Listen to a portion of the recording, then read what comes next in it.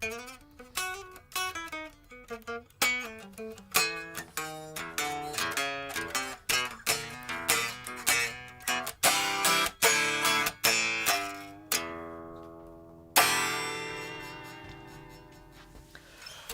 everyone, welcome to Viewers' Comments and Questions from That Pedal Show. Dan here.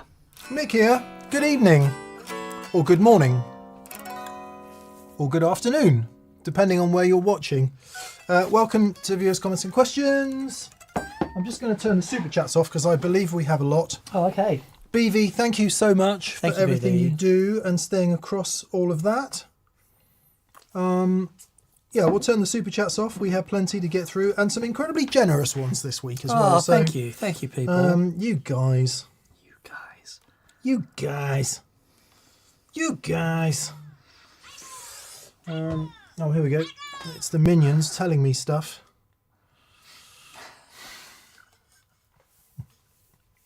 Love it. Banana! Michael! Banana! They say make O. The minions, if you don't know, say make O, make O. And it kind of sounds like Michael, which is my name. So anyway, God, why am I telling you this? Welcome. Let's see what we've got in then. We have Plexico, Duncan. Oh, hello, How are you, mate. buddy? Big Riffs Riggs is on. The BV is on, obviously. Dirk Thomas is on. Durka. Warrington Runcorn is on. Johnny T. How are you, Johnny? T. How you be? Michael Giliberto. Hello, How are buddy. you, buddy? Patrick Rodas is on. Steve Mass is on. Moon is on. Moreland Monster is on. And James Blast. And AJ Broken Oars is on. Hey, buddy. G. Barge, Casey Cole, and Todd Roy. Martin Tracy. David Tompkins and MD Shoot is on. And Josh Schwartz.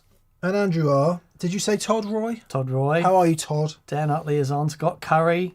Schweg 9140 is on. Schweg. Fabulous. Frankie Holt and Scott from Baltimore. And Tomothy 27. Beautiful. Nice. Wow. And Steve Harvey is on. Music Therapy Laz. Experimental Chris. Lots of lovely friends. Thank you so much Johnny T. for spending this time with us. I Yeah. have a sneaking suspicion Philip Sace might come up in the comments today. Hey. Sorry. Yeah. And as well he should, because that was a life-changing experience. Yeah. If you haven't seen it, Philip Sace on Friday. Arresting. Just inspiring. You know, this is what... Here's Rosie. Hello, beautiful girl. This Hello, is what Rose. one person can do when dedicates his life. You coming up? And it's just wonderful, wonderful being in the room with him and being around him in the same vicinity as he was doing his stuff. Just No, phenomenal. want to go to Dan. Come on, you. Come on. Want to go to Dan. Come on. Come on. Rosie's got kind of punk hair today on, because we got soaked on the walk this morning and Come on. it dried in this punk style, which we like. Come on. Good girl. Good girl. Come on, say hello to the people. Bit Come on, say punky. hello to the people. Actually, it's gone down a bit, hasn't it, Rose? Yeah, it's gone a down a little bit, tiny little bit here. bit. Yeah, a bit punky. All right. Yes, it was. Just incredible. Yeah, just brilliant. And I was particularly happy in terms of the tenor of the comments as well. Everyone seemed to be on board with the effort and the sort of passion. Oh, Rosie, not now. That Philip puts in. 'Cause sometimes people can be very critical online, as you know. We're not going to get into all of that, but thankfully there was a notable lack of it. Yeah, I just think people It makes me happy. connected with the energy and experience and the wonderful vibe that he put out. And I think with the world being on fire, when you see someone like that who's so passionate, just such a beautiful guy, dare I say, handsome. Yeah. He looked like a 1950s movie star when he walked in. He's I'm like, pretty, he's not the, it just has this aura about him. he is, yes. And Not an unattractive man. yes, I'm eating cake because it's Catherine's birthday. great. So please join us in wishing Catherine a very happy birthday. Rosie can't have any. Dan can't have any because he doesn't do sugar. So it's good. Hummingbird cake. But you made that. Oh. That's amazing. Mick, everything else he does is also a spectacular cook. And as an Australian, I would say, Mick knows how to handle meat. He does a surprisingly good barbecue. All those years surprisingly in good cover barbecue. bands You are, I must say, you're one of maybe 3 English people I've met in 20 years who actually knows how to do a barbecue. Wow. Yeah. Many have tried and failed. I think the days of incinerated sausages are largely over, aren't they? Yeah, Maybe not. I don't know. But Maybe your not. barbecues are spectacular. Thank you, Daniel. No, That's very, very, very very good. kind of you to say. Very good. Okay, let's get into the super choblies then. Oh, everyone's saying happy birthday, Catherine. Happy birthday, Catherine. Gordon Rankin, James Bless, Kay, Cole, Robert Iboy, Music Therapy Laz, Zarid, Jerry Scott Brown, Curry. beautiful. Oh, you can see them coming in. Actually, we should do housekeeping, shouldn't we? Oh, we should do housekeeping. Yeah. Just for Catherine's birthday, we'll do some housekeeping. Yeah. Unprompted. Patrons, we didn't do a giveaway in May. So sorry about that. Everything's kind of got away from us. So in which case there'll be 2 in June. Prize number 1, Cornerstone Nucleo. Check it out. Check it out. An actual Cornerstone Nucleo. A beautiful, beautiful thing that makes an amazing sound. Collaboration between Paul Davids and Cornerstone. Good. Emilio, check your emails. Emilio. Prize number 2. This is so cool. We've started using these Roswell cab mics that you've probably seen in TPS Orange. We had them do them in orange for us. One of their colours, custom colours. I really like them. I really like them. 6 inches off the cone of the speaker.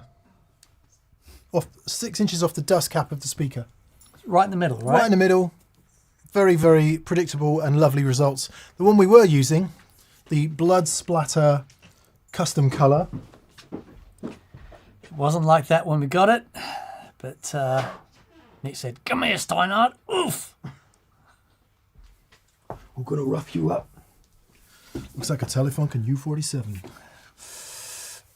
Did you? Which is sort of a 3-way gag, really. But anyway, that is going to be the patron giveaway. So any of you patrons who record guitar, really nice. It's really special. It's a phantom power capacitor microphone, but just optimized for use on guitar cabs. And we like them so much, we use them. Yep. Yeah, that was the Philip Sace. We used those for Philip, right? Been using them for about 3 weeks now. Yeah. Yeah, They're it's really, about really great. On and off a bit longer. Yeah, good. Okay, so that's all the housekeeping this week. I think. Yeah. Very good. And So yes. big thanks to Roswell and also to Cornerstone for doing that. Yes, wonderful, wonderful people, wonderful products. Yes. What would it be like at recording an acoustic, says Airfire? Probably pretty good. Ed, I think the top end is tamed a bit. And they are specifically voiced for guitar cabs, but yeah, why not? Give it a go. Give it a go. It is, like I say, it is a capacitor mic, also known as a condenser mic, incorrectly in the UK, but anyway. According to Sound on Sound magazine, anyway. Long story. So you can give it plenty of preamp and all of that and EQ it however you like. Yeah, beautiful. Todd Roy is saying, this just in, Fender is suing Zilla for its use of the Strat shape with a guitar cab. This is so cool. This is so cool. Can everyone see that? It's my... So Paul Goff at Zilla said, I'm thinking about making this. Do you want it? We were like, yes, we do. Look at this. It's a 1x12 cab. I don't know what shape. It looks like a PRS body shape to me, actually. But anyway, and That's so funny. I cheekily put out an Instagram post in the week going, "What speaker should we put in it?" And loads of people completely missed the gag, and were just giving speaker recommendations. Oh, I know. Which is good. Is good. because we are going to put a speaker in it, see what it sounds like. Might sound good. Might sound bad. Oh, I'm sure it'll be brilliant. Okay, let us dive headlong into the super chats then.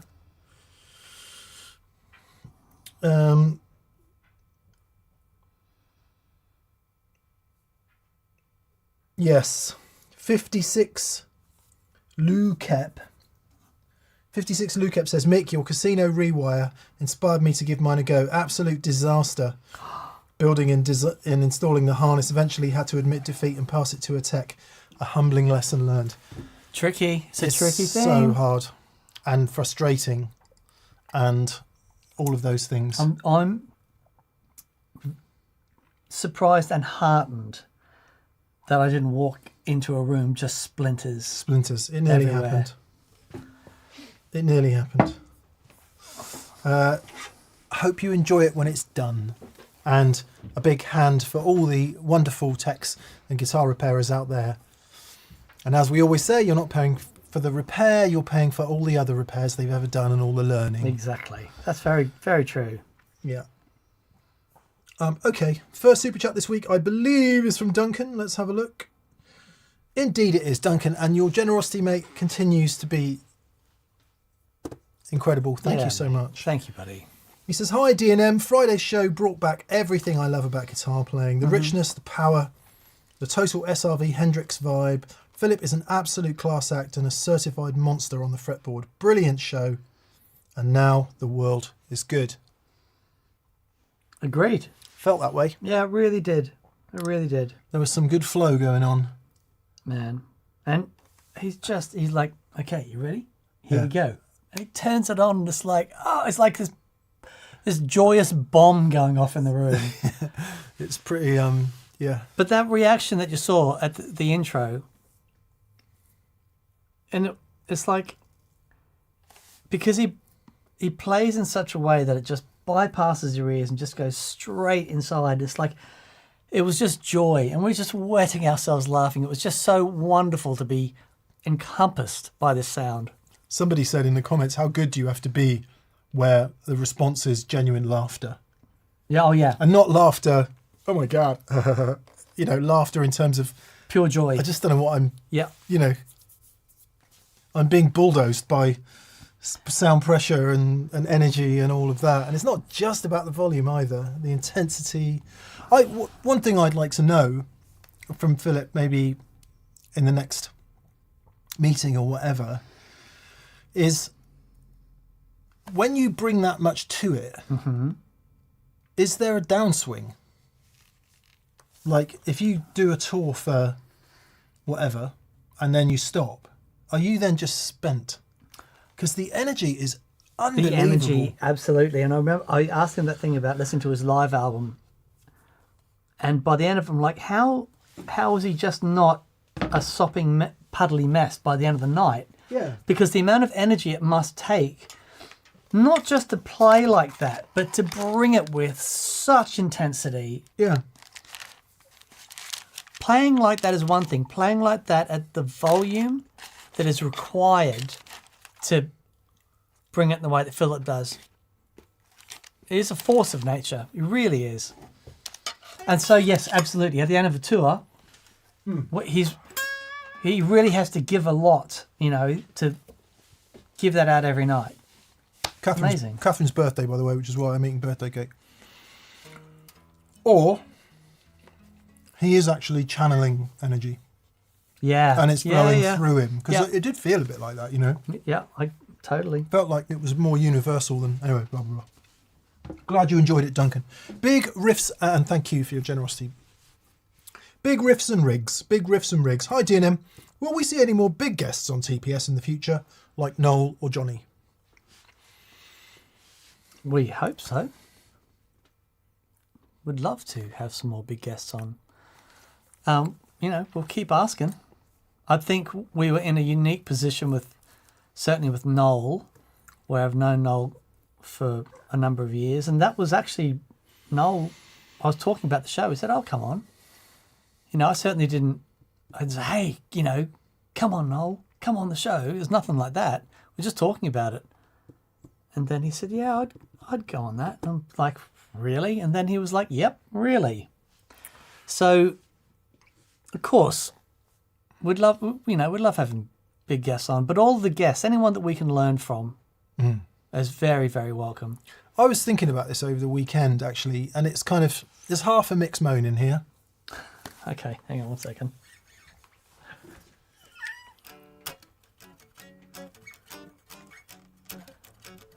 Mixed moan.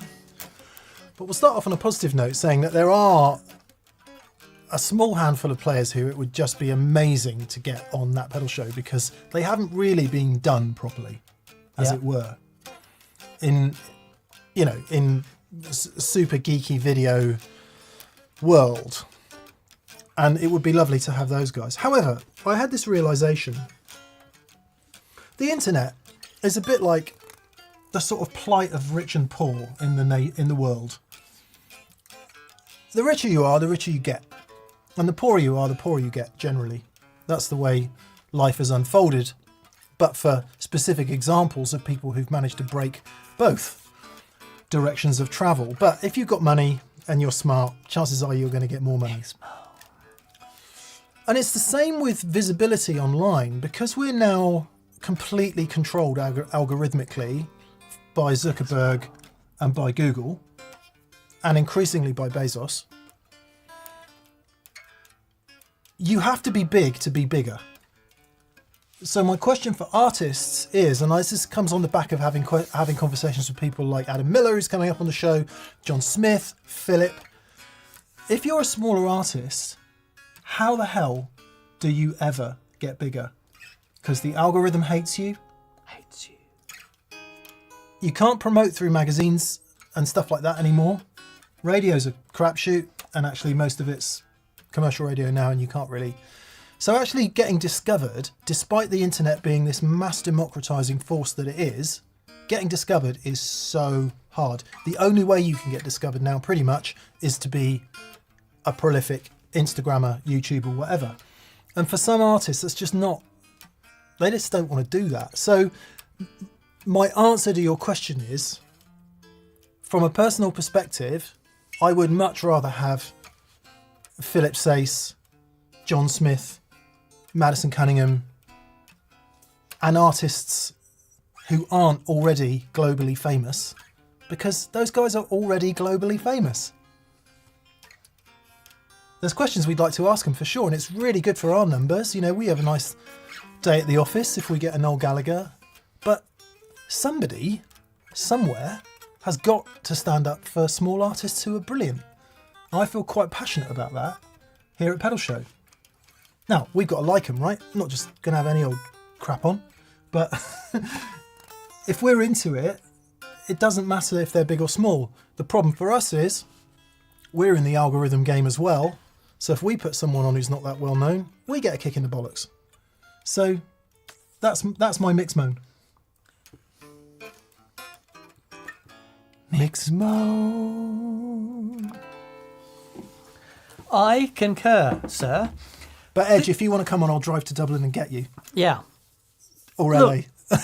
Look, the thing is, like, say the Edge, and not beyond the realms of possibility, there are legitimate questions that I have for him, which I think would be really interesting. Next time Seal's in the UK, he's coming on for Catherine's birthday. Last birthday, was it?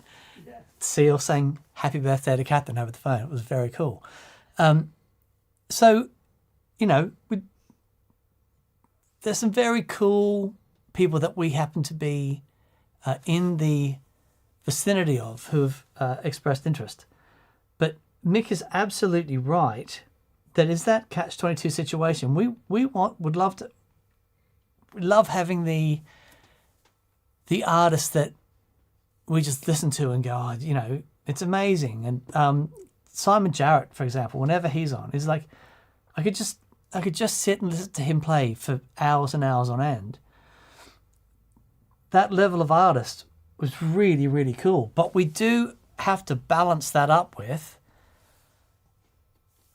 the more kicked in the nads that we get algorithmically, the harder it is to keep doing this stuff. So we need to... Yeah, because, pointedly, our dear mate Beato does a video slagging off Fender and gets 1 million views. Yeah. For what? For what content? Yeah. For what value is that to anybody?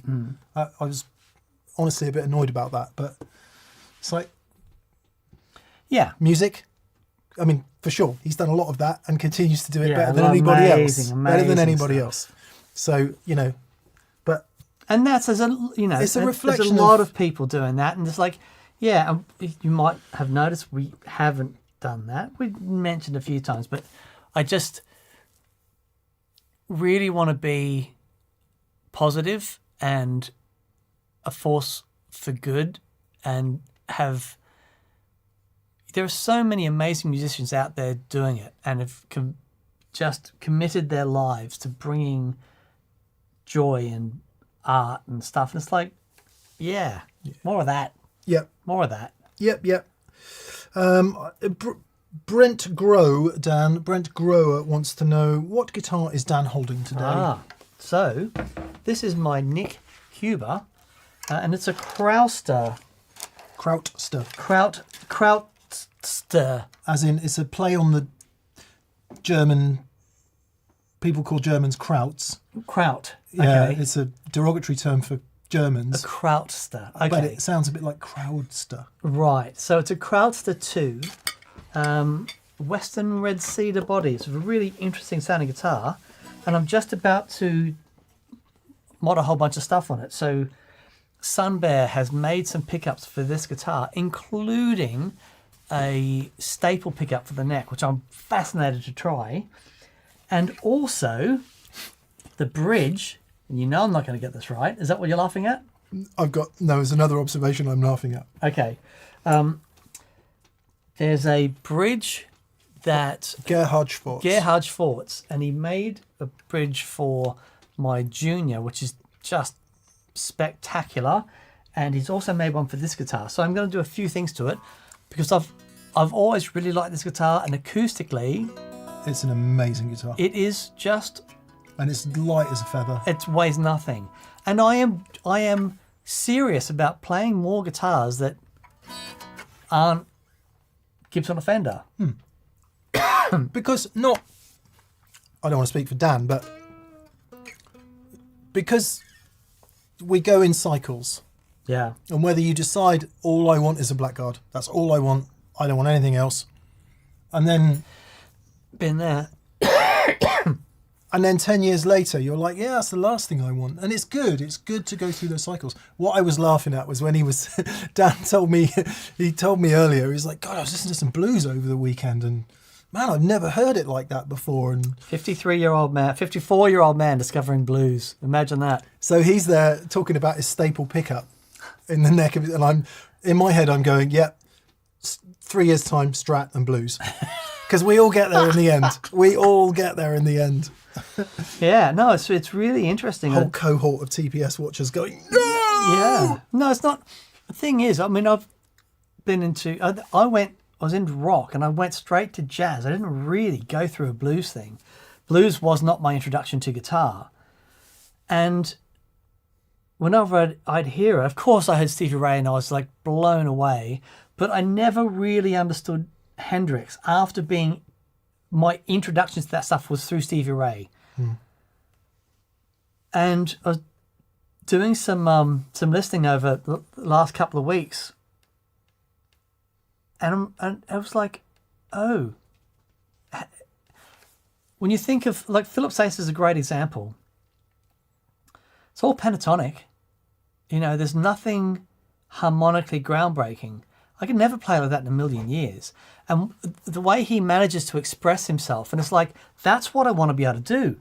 I just want to be able to say something. And honestly, I think unless you can do that with a simple pentatonic, you're going to really struggle with all the harmony in the world.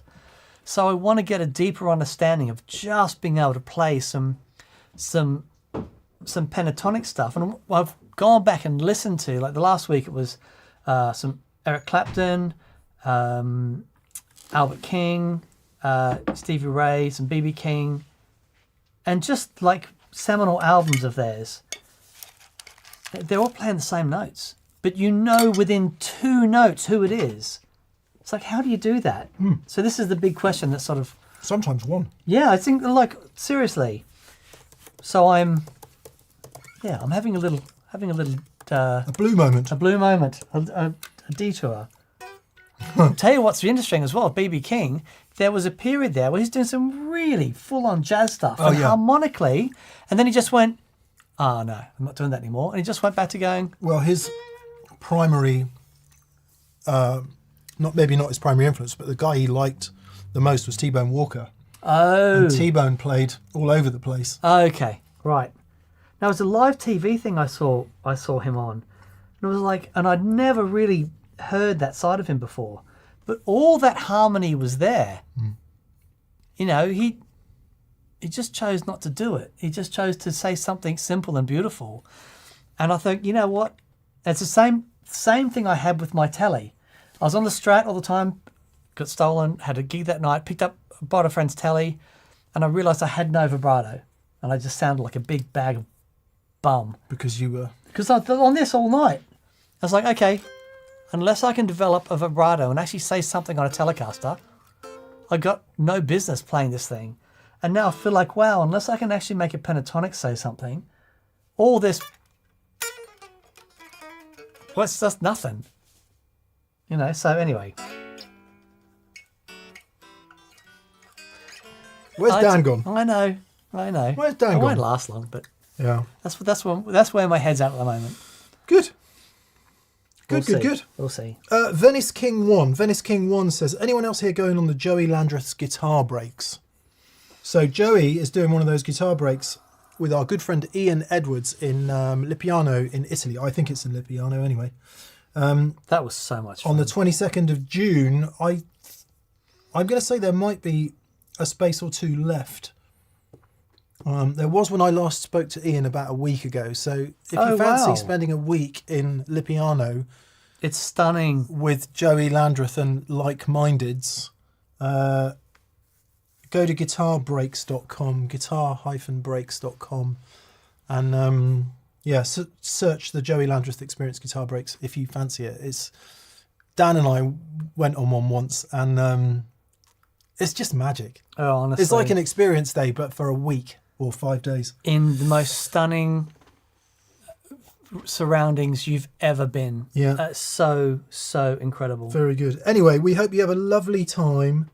Venice King 1. We hope you have a great time. Oh, Sean Tubbs is on. Hey, Sean, how are you? Hello, mate. Nice to hear from you. See, now Sean has been on the show before, and who is an astonishing guitarist. If you haven't watched Sean's demos of stuff, you just... The issue with Sean's demos is because he plays so amazing. You just forget about what you're listening to. You're just listening to him play guitar. You're just going, how does he do that?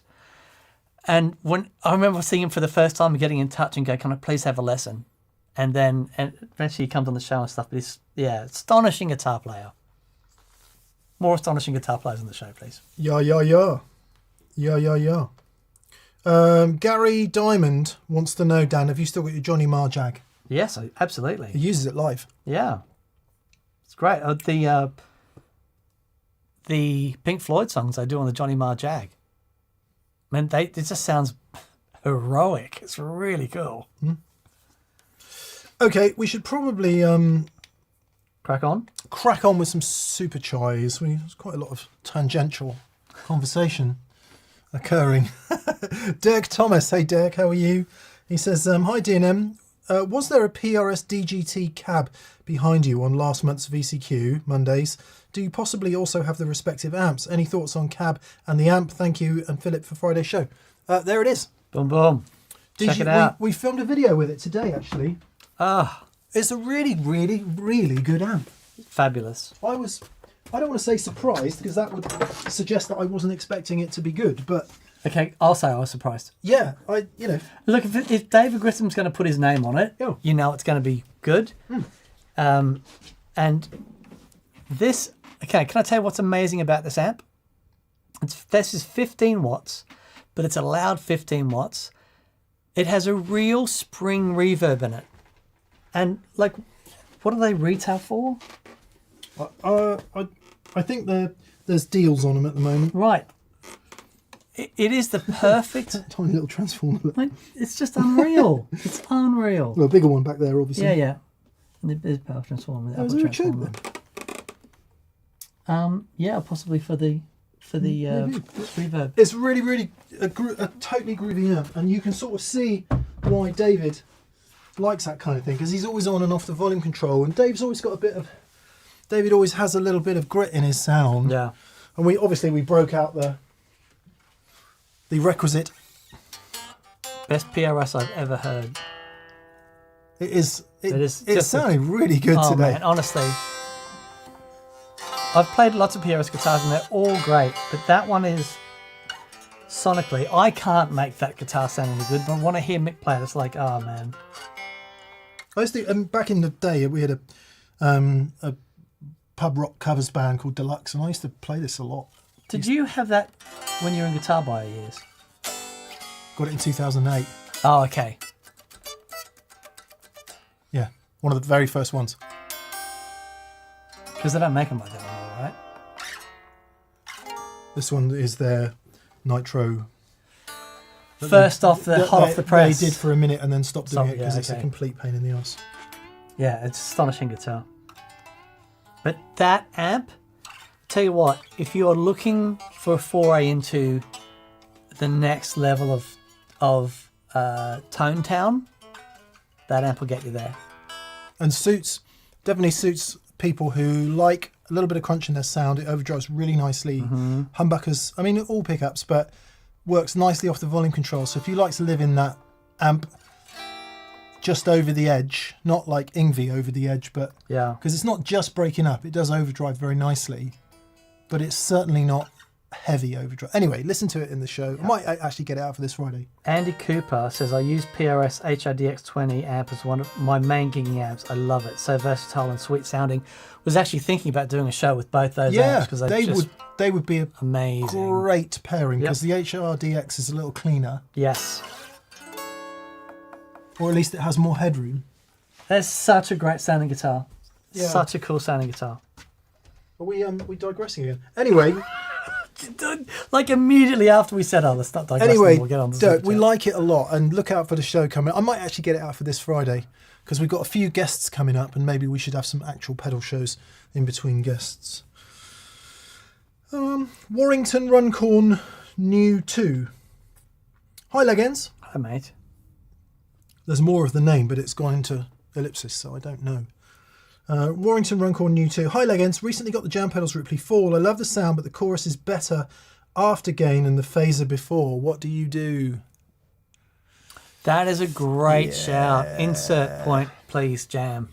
Between the two. It definitely hasn't got an insert point, has it? No, no, it doesn't. Has. We the other thing we used on the show today was the Cockness Monster, because I don't think that's in production anymore. Not sure if this is. We love to be last on everything, but we thought we'd just do like one pedal and one amp, and this one does have insert points after the gains, or at least after one of the gains, maybe after both of them. It's after both the gains, yeah. But the Ripley Fall, got one here somewhere. Did have one here somewhere. Yeah, maybe not.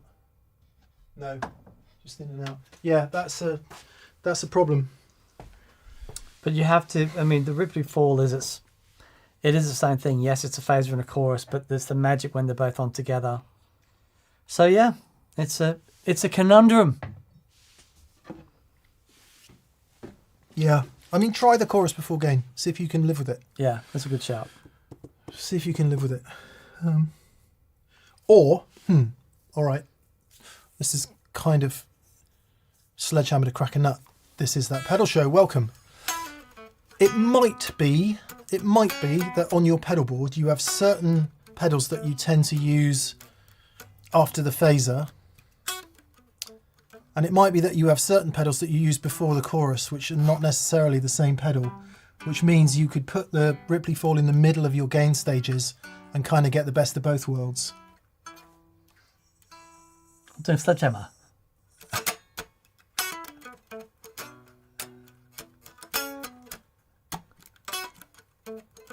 Anyway. Actually, can you do that? Because you want the phaser before. No, you can't do that at all. Yeah. Unfortunately. Actually, you could. You could. Let's say you liked... so with your phaser, you want an MXR distortion. Mm-hmm. Well, put that after the Ripley fall. Mm-hmm. But you like your chorus with a tube screamer, put the tube screamer before. Oh, yeah. Okay. So put it in the But middle. you have to be very specific with that. But that you works. do have to be specific. Or if there's one overdrive pedal you've got, buy two of them. Put one before and one after. Ouch. Yeah. Welcome to that pedal show. Oh, boy.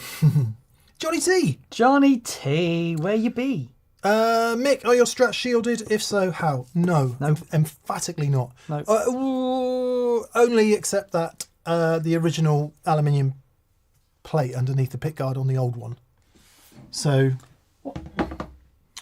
In 61, that was an aluminium plate? yeah. Was it? Yeah. Ah. So underneath there is probably an aluminium plate. Yeah, you can just about see it. Oh, interesting. Yeah, so that one has them. Yeah, let me see it there. Ah. Yeah. Okay. Let me get this right. 50s strats tend to have a bit of stuff there. Okay. Oh, that's interesting. And then the 60s ones, when they went to the 3-ply pickguard, had an aluminium, super thin aluminium thing underneath the pickguard. My new strats don't have it.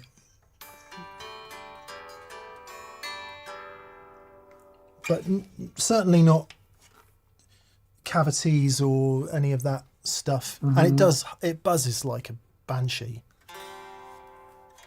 To mix my metaphors. If a banshee did buzz, that's what it would sound like.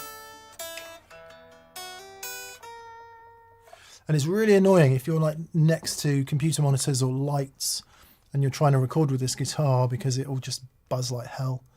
Not only that, the in-between positions are not out of phase or magnetically opposite or reverse polarity is what I'm looking for there.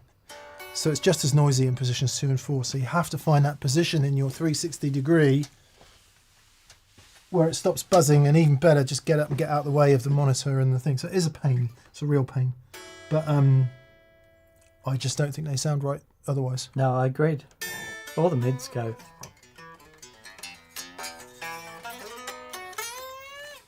Yeah. And if you need a quiet guitar, play something else. Maybe. I don't know. Because I'm so traditional, Dan. I just can't. I can't countenance having a guitar that isn't exactly the original Stratocaster spec. It's such a great guitar. Still getting used to it. Still getting used to it.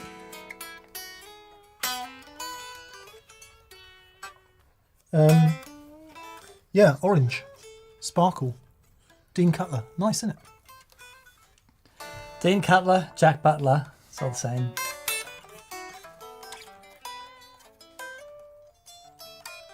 I've got some questions about electronics and wiring and pickups and stuff, which I'm working out.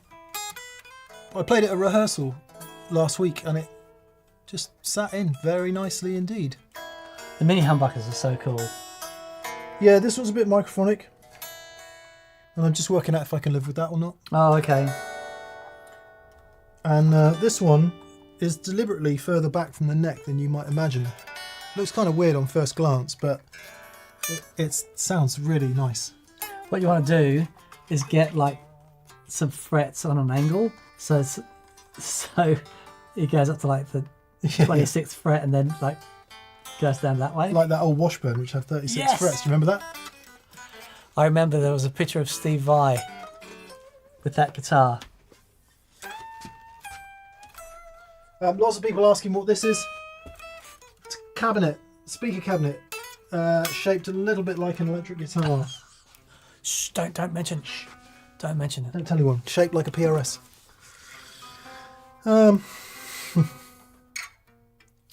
Michael Giliberto, thanks Johnny. Michael Giliberto says, love Friday's show. Mick, you got the edit done quickly. Yes. He did. Got me thinking about ways to smear upper frequencies to blunt hot needles, amp settings, treble boosters, etc. Your thoughts? Yeah, I was dealing with this in the post-production in a big way. So Philip talks about, we reflect on it a lot actually. You need treble in your guitar sound, particularly if you're playing live. But if you have a lot of treble and like a lot of transients and clean sounds, it can just sound spiky and horrible. And then when you introduce a little bit of gritty distortion, it sounds even worse. Yeah, because you're hearing the edges of that's just, yeah. So as lovers of AC30s will know, vintage AC30s, once you just then Go past that point. everything starts to compress and becomes this lovely thing. And Philip had quite a bit of that going on. You're a fan of that? I adore it. But I adore it when it hits that point. So one of the things that I talked about this on Experience Days, Mick and I set up rigs that are vaguely what we're using. And I set mine up, and it generally has the Matchless and the Princeton, or the Lazy J, or, you know, so it's generally an AC30 type amplifier and a Tweed or a Princeton thing. And so we're talking about a 30 watt amplifier and a 12 watt amplifier. The J is obviously 20, but it compresses like a 12 watt.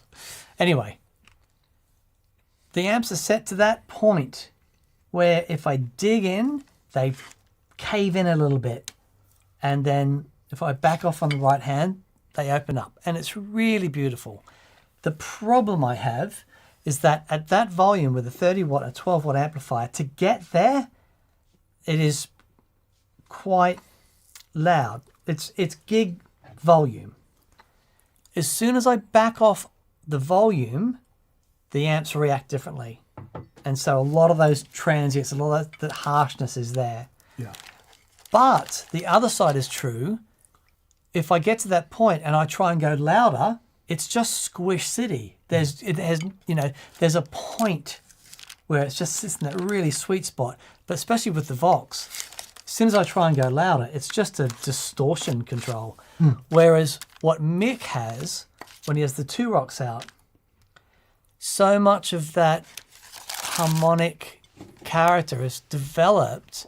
Of course, it's between the preamp and the power amp, but the preamps and the two rocks are just so great. And the open power amp section, that Mick has more control over his master volume. To a point. But there's definitely more control than my rig. Yeah, and it's definitely not, I'm not a huge fan of that. I've discovered over the years, I'm not a huge fan of that high watt thing where it's just more and more and more and more and louder and louder and louder. Yeah. I do actually like it when the amp gives in. Yeah. And the two rocks do that. They do it in a really beautiful way, as do most Marshalls. So don't get me wrong, I love the high watt. It's a fantastic thing. But I like where, and to your point, Michael, where the amp and the whatever you're pushing it with are working together. And it's interesting, if you think about classic era guitar tones, if you think about Ritchie Blackmore in Purple or Rainbow, think about, who else would I think? Van Halen, to be fair. Certainly earlier. Yngwie, Malmsteen. I'm thinking about broadly Strat players, I mean, for sure EVH, humbucker, but who have that kind of sizzle. Rory Gallagher, what a great example.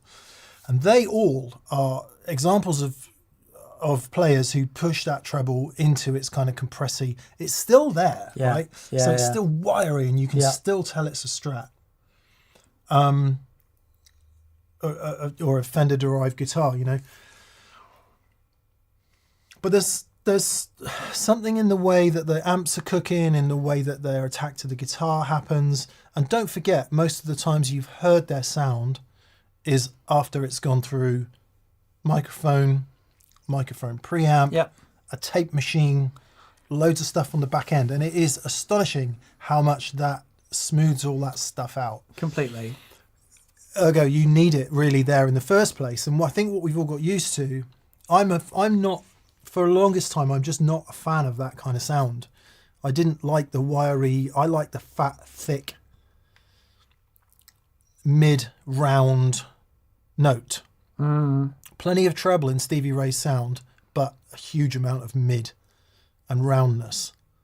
Plenty of treble in Robin Ford's sound from the classic days, but a huge amount of smooth mid. Yeah. But then if you were lucky enough to be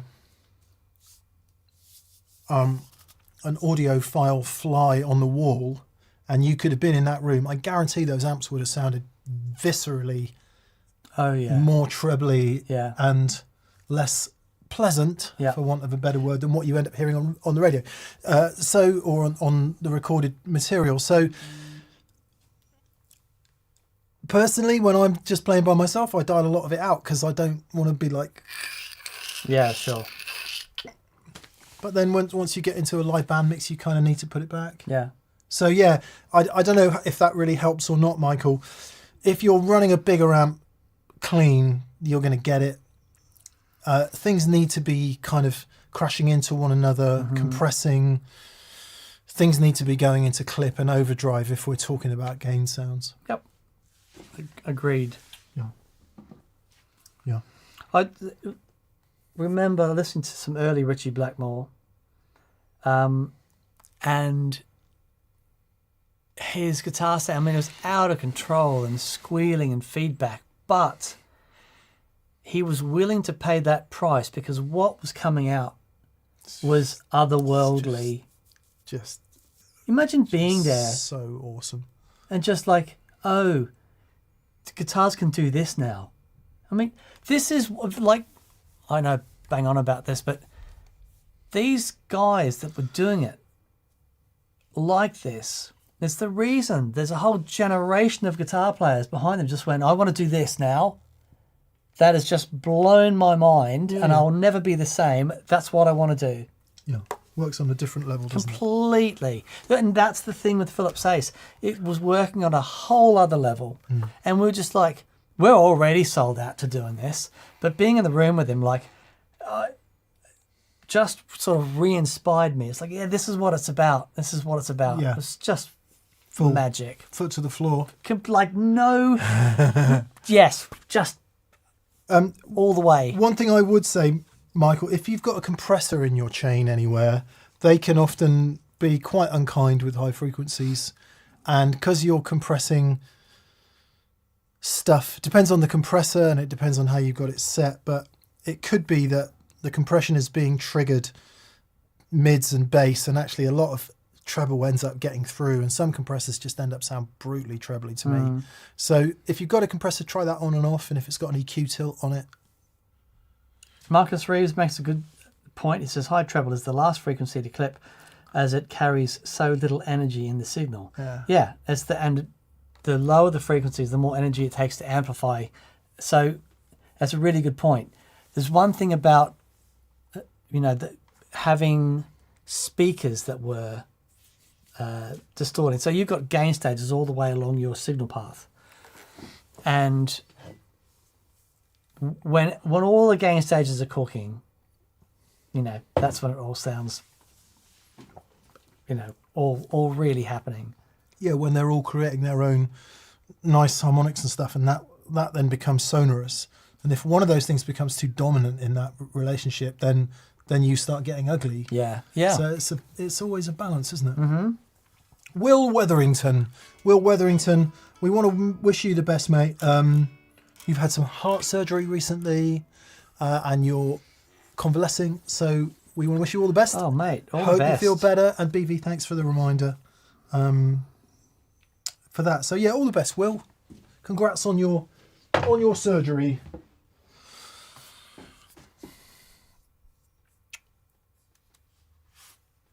Steve Mass. Hello, Steve. How are you, Steve? He says, I felt some joy relearning Far Cry by Rush. Oh, nice. Pain at first, then joy once the syncopated rhythm became second nature. Rock on, boys and girl. Thank you, buddy. Thank you, Steve. I'm not sure I know Far Cry. Do you?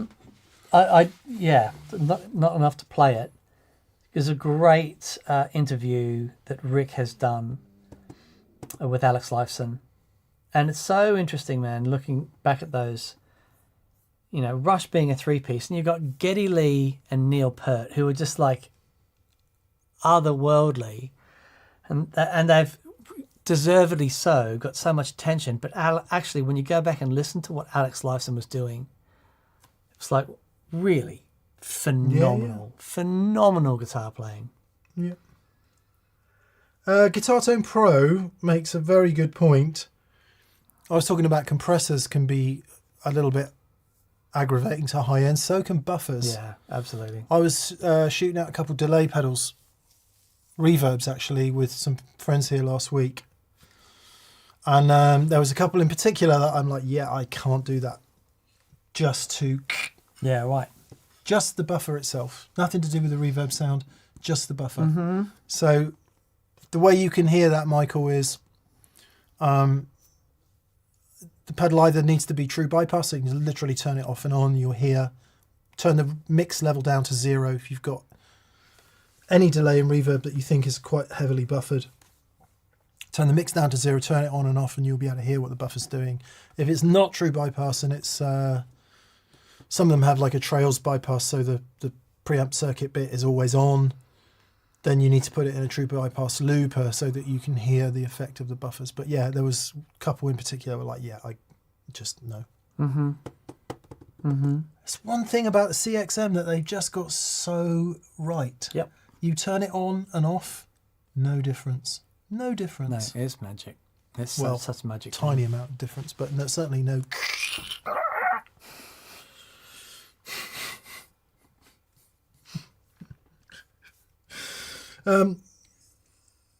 Broken Oars podcast, AJ, how are you, bud? He says, hola, homework tonight is KS3 chemistry, and I want a semi-hollow body in an online raffle. Leaning into the luck, flog it, swap it for a T. Should I swap it or flog it for a T-shaped object? Take one from the chat. Well, why don't you? If you really don't want it, then yeah, get something you do want, but maybe live with it for a bit and see what you think. Yeah. Yeah, semi-hollows are cool guitars. Satriel says, Mick, what's your favourite amp if you could only play one? 2 Rock Classic Reverb Signature. That's it. That amp over there that I've been playing for however long I've been playing it now. Best amp in TPS. Yeah, Shangri-La. it is my favourite amp, I have to say. Something closer to Earth, because they are, I mean, they're really seriously expensive now. They've always been expensive, but they're crazy expensive now. Would be... What would I buy? If I was going to go out and get an amp tomorrow, I'd probably try and find a well-sorted transition as the black panel amps became silver panel amps. Twin or Pro or something. Maybe a Super if you could find the right speakers. But I think there's a lot of amp in there that can be tweaked. Yep. Not a huge fan of modern amps, truth be told. However, that DGT amp we played today, Unreal. I mean, I would just want, I'd want a 30 watt version or a 50 watt version. you would. But Depends on the context, doesn't it? completely depends on the context, because in most situations the 50 watts probably going to be. Yeah. However, I could easily take that out to a gig, no problem at all. Yeah, it depends on the band, doesn't it? Depends on the band. But yeah, it's my 2 Rock Classic Reverb Signature. Yeah, that's the amp. And you know that it is because, or I know that it is, when you do what Dan and I do, it's Magpie land, because everything comes our way pretty much, for good, for better or worse. We can get our hands on pretty much whatever we want. And yet, everything comes in and out of here. I'm pointing it to it because it's over there. That's the amp I use. Yep. I know, it's annoying, isn't it? If I couldn't stretch to that, actually, what I would buy as a new amp, if you can still get them, is the Landau Hot Rod DeVille Oh, there you go. Fender. Yeah, great. Just loud and clean and brilliant. Yeah. But yeah, so many good amps, man. So many good amps. And it really does depend on how you play. That one seems to suit my dynamic, the 2-rock. You sound magic with that amp. You do sound magic. We work well together, but I know plenty of people that just like, yeah, I don't get it. Plinky, plinky, plinky, don't get it. So, anyway. Bill Green says the whole point of the DGT amp is Grissom needed a 15-watt amp for quieter stages like Austin City Limits. There you go. Yeah. It's really good. Yeah, it's brilliant. It is really good.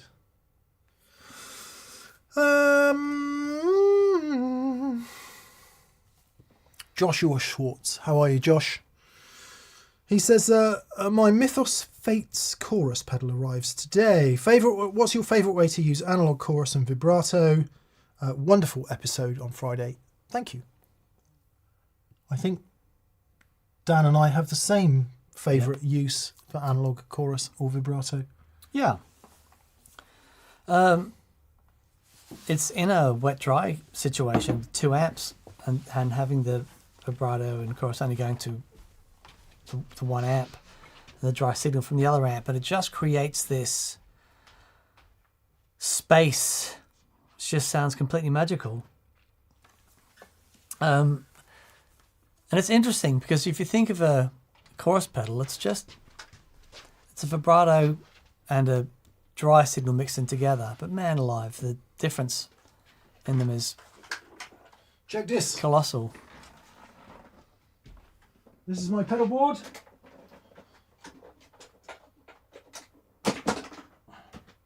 See that in there? That is a Jam Waterfall. That is set to the vibrato only mode. And it goes to 1 amp, just like Dan taught me. And so you get real chorus. And it just sounds... It's the best. Magique. It's the best. If you think this looks like a rat's nest, I'm not going to argue.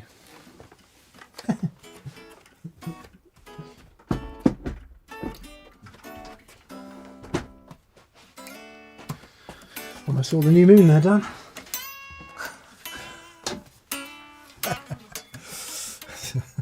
Yeah, good luck with it, Josh. I don't know if the Fates has a wet-dry The Mythos Fates option, or if it's just a mix control. If you dial it to, if you all the way mix, may well be vibrato only. But yeah, lovely analog. We've got one, but we haven't actually heard it. No doubt it sounds amazing. Nevia Heimberg says, would love to hear Dan trying a train wreck style amp. But the THC Sunset, would love your thoughts. Actually, Joe from Hello Sailor made us a shipwreck, which is his take on the train wreck amplifier, and he managed to source a few original transformers, one of which is in that amplifier, and it is an amazing sounding thing. Yeah, very, very, very cool amplifiers. Loud as all get out. They're, great. John Swade says, hey Mick, what happened to your Mesa Lone Star? It's in the other room. 212 Crocskin one. Still got it. Andy Timmers used it when he was here last on tour. It's a fantastic amp. Amazing. And back to the last question, I just happily use that at any time. It's a really, really, really great amp. Yeah. I still love the Lone Stars. Mine went a bit screwy because it was stored in a damp environment, and there was one thing that went really wrong with it that we just couldn't get to the bottom of. So managed to find a workaround for it, but it functions fine. Oh.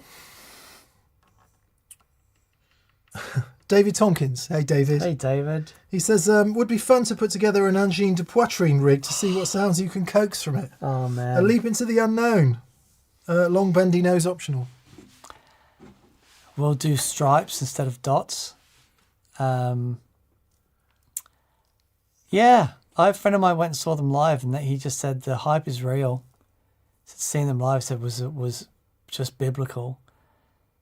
What I think is awesome is that they've been going for 20 years, and then within the space of a week, the whole planet had heard them.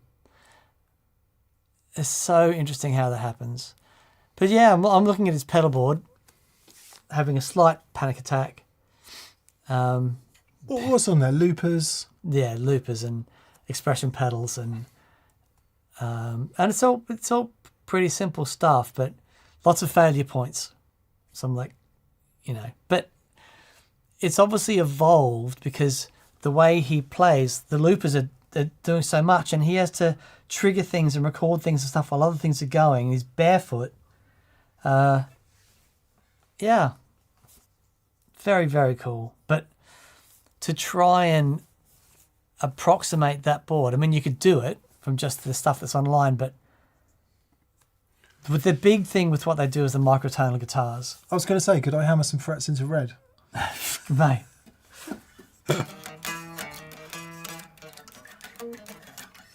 Yeah, amazing. Great. Really great. The Flying Beast has returned. Mm-hmm. I think it was helping itself to my birthday cake, or Catherine's birthday cake earlier, which is not entirely brilliant. Catherine's birthday, everyone. That's why I was eating cake earlier. Our Greasy Kitchen says 20 years as a duo, not as that band in particular. Seeing them in October. Okay, well, it's like Slipknot, isn't it? Doesn't matter who's in the band. I thought that a part of the reason they might be doing it like that is they end up doing like a Blue Man Group thing. Yeah. And so you can have 6 versions going of Angine de Poitrine going out in different parts, which would just be amazing. They'd be at home, cracking open the beer. Yeah. Little, Well, the agent's going, Angine de Poitrine 4 are in Poitiers. Angine de Poitrine 3 are in Nîmes. Like the Thunderbirds mountain opens up and all the different versions of Angine de Poitrine go out into the world. Oh, there you go. D&M, says Johnny T. Have you invented your own classic riffs? Own classic riffs? There's things that we play on the show that are our own. Yeah. I don't know about... They will be derivative, right? So when you claim that you've written something on the guitar, it's always very hard to say that it hasn't come from somewhere you can't trace it to somewhere. There's one thing I always used to play all the time, which I haven't played in donkey's sacks, is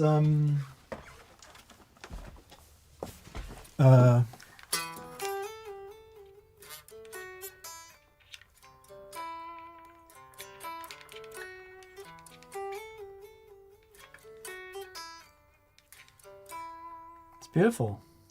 And whatever the chords are.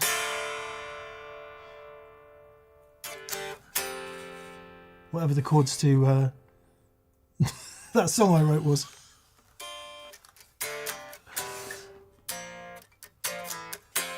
God, that's bad, isn't it? Oh, no, anyway, we haven't played those songs for such a long time. And I always play this.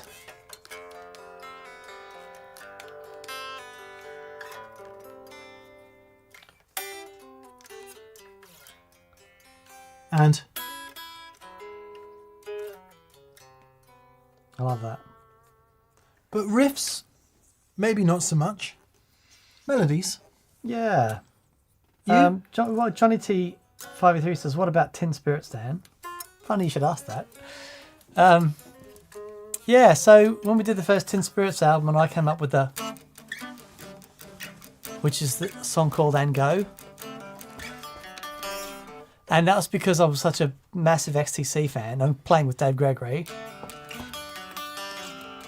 And it was like that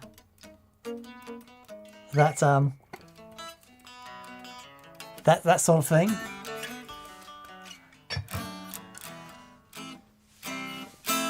Yeah, and there's some XTC stuff that's sorry, Tin Spirit stuff that has a bit of riffage in that Dave and I, yes. But for anyone that is at all interested, had a jam with Dave and Doug the other night. And who knows? Who knows? What you're saying is hell has frozen over. Possibly. If you know that story with the Eagles. Yeah, possibly. So I haven't played with Dave since before the pandemic. And we got in a room and just set up some amps, and it was Doug, me and Dave, and we just started playing, and we just jammed for like 3 hours. And from the first chord, it just clicked again. It was like, yeah, that's right, I remember this. It was very, very special. And some conversations have been had, and so we'll see. We'll see. But I've been very, very happy. Let's all push the weight of the universe in that direction through our positive thoughts, Daniel. Yeah, thank you. We mate. shall manifest it so. Yeah. If it comes off, then there'll be some very, very happy people, but the happiest would be me. Andrew R says, I've been away, so I'm sure Mick has already introduced that guitar, but it is absolutely stunning. Thank you, Andrew. It is my new Dean Cutler custom build. What's it called? Is there a model number? Yeah, it's... that's a good question. Dean, help. Serial number 001, obviously. I want to... Oh, God, I'm sorry, I can't remember. Anyway, Dean came to an experience day. He brought a couple of guitars with him, and we both instantly really liked his guitars. Yeah, He's great not guitars. a big company or anything, doesn't have super production line. He literally builds guitars almost one at a time, and is not established yet. He's new, and I just liked it so much. I said, would you build me a guitar? And he said yes. So obviously we went for gold flake orange sparkle TPS with the torty guard, something very different, mini humbuckers, and I'm looking forward to learning what it wants to do. Josh Schwartz says should be called the Mickenbacker. Nice. That's very good. Nice. Please keep the suggestions coming. Yeah. Mickenbacker currently is position number 1. That is gold.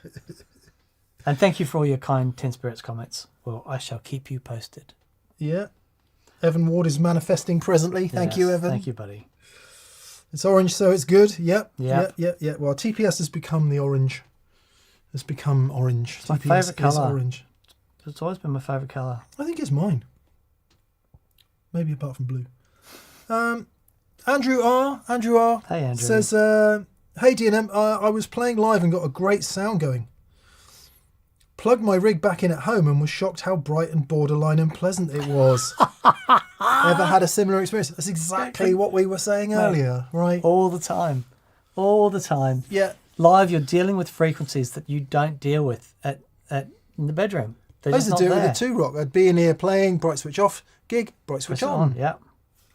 I remember seeing you at that doing that Hendrix thing, and you're doing sound check, and everyone's doing the thing, and you're the 2-rock, and the way you normally set it up, and I'm like, oh, it needs a bright switch on, and you just walk over and go, ding, turn the bright switch on. I was like, there it is, it's all there, there it is. Yeah, absolutely. I have this conversation with many people over the years, and I'm sure Dan has as well, where that nice, fat, lovely, compressed, amazing guitar sound that you get when you're swanging away at home, it just doesn't work. It just doesn't work in a band, and it's hard learning that, and I'm still learning it, to be fair. I've done my fair share of gigs in the last couple of years where my sound's just like no trouble at all, and then you're like, Gotta have the treble. bosh, on we go. Yeah, so we understand you, Andrew. Schweg 9140 says, may I officially, if needlessly, invite a quality tangent? I'm presenting the concept of arc stroke div to the kids to kick off summer break. Mount thine soapbox profoundly and load me up with your anecdotes. I will return and report. Oh, mate. It's got to be the hardest thing in the world to explain to kids, isn't it? Because it's a bit like saying, eat your broccoli. Yeah. Don't eat all that sweet stuff. Stop eating that ice cream. Don't eat those sweets full of E numbers because they'll really be bad for you. What you need is broccoli, etc. And the kid goes, yeah, no. So I don't know how you explain it to a kid. You've got kids. Yeah. Yeah, it's a real challenge because they've been brought up on this technology and they're not afraid of it. I'm not saying that we're afraid of it, but we do remember a time where we didn't have it, where we didn't have it, and arguably there are things about not having it that are better for just life. So I was thinking about this, some experiences that we've had with some amazing guitar players in here. And it's like, yeah. And Gene de Poitrine was actually, I thought, was an amazing moment for real music. I don't think... albeit enjoyed via the internet. Yeah, but it was a phenomenon. There's something something happened where they just scratched an itch of stuff. It just seemed like such a stamp of individuality. It's like you've never seen anything like this before, and it's okay not to follow all of the algorithms and all the crap. Yeah. It's okay to be yourself. It's okay to play a microtonal guitar. It's okay not to plug into digital bollocks. It's okay just to do your thing. And everyone just went, yeah, it really is. And I love that. But what I would say to kids, especially guitar players, there's a whole generation of people that were inspired by the realness of music that was happening, the connection, the situation where it was all happening for real, and you could just be, you weren't on your phones, everyone was just having a shared experience. And I think for me, part of the segregation of the younger crowd is that people are so glued to their phones, and then people just aren't having this shared experience anymore. And the beautiful thing about going to an analog, real, communal thing is this beautiful shared experience. And I've mentioned this experience with Fab before, but I went and saw Russian Circles at the last Arctangent festival in the UK. 5,000 people in a tent. Arctangent. Arctangent. There you Exactly go. what we're talking about now. Exactly right. Called Arctangent. The universe. I'm just saying. There you go. And I love Russian Circles, right? And the guitar player from Russian Circles is going to come on the show next time they're in the country. And I was in the middle of the crowd, and they started, and it was like, it was just unreal. And I'm there with my son. And we were like, this is wild. And turn around, and my son's maths teacher is stood directly behind us, right? This guy, he's just, he's a maths teacher and no connection with my son at all, apart from being his teacher.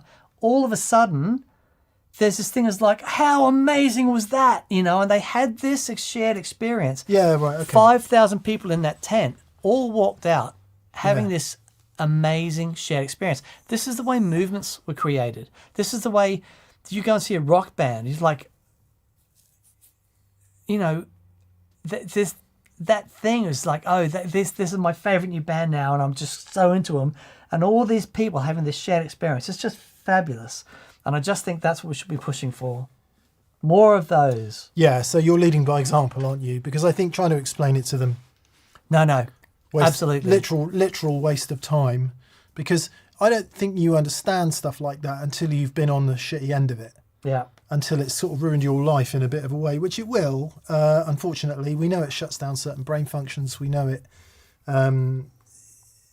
It destroys concentration.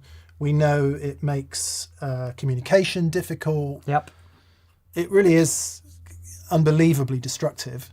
But it's a bit like saying to a heroin addict, hey, don't take that stuff, it's bad for you. Yeah. It's like they got to have a better, the reason I gave up drinking beer is because it made me depressed. So my life was better instantly I started drinking beer, but I'm an adult, so I'd figured that out. It took me a decade of not understanding it and being depressed. Now, I'm not saying that that's the only, it wasn't the only cause of it, but it was certainly a massive It absolutely made it much worse. Didn't make it any better. So I don't know that you can explain it to them. Has to be experience. Because they won't understand it unless it's experience. The other thing, and I'm deadly serious about this, if you want your kids to do well, the competitive advantage of them not being div is unbelievable. Huge. Can I have some Mixed Moans music? Yep.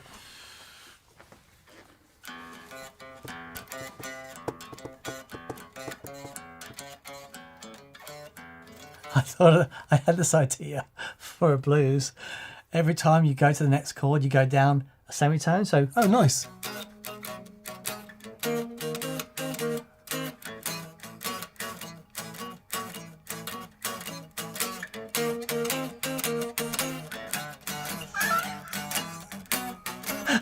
you get that. That's how prog was invented, wasn't it? That's right. Sorry, Mixed Moans music. Yeah. I've forgotten my point. Mixed Moans. Mixed Moans. Oh yeah, I was talking about competitive advantage. Presumably you want your kids to get jobs and have useful and fulfilling lives. They'll do that if they do more ARC stuff and less div stuff. And I know it must be impossible as a parent. I don't have kids, so I'm literally the last person on earth who can give any parenting advice. What I can tell you is the number of young people I've tried to employ over the years and struggled with for all kinds of reasons. So yeah, it's a bit of an overly serious answer, but I think you've got to lead by example, haven't you? And do things that are ARC. Because being in that moment and having that togetherness and that feeling and that shared experience, they won't. Experience. I'm not even sure they'd be able to compute it. But everything is better when you do it that way. And unfortunately, they won't realise until they're 35.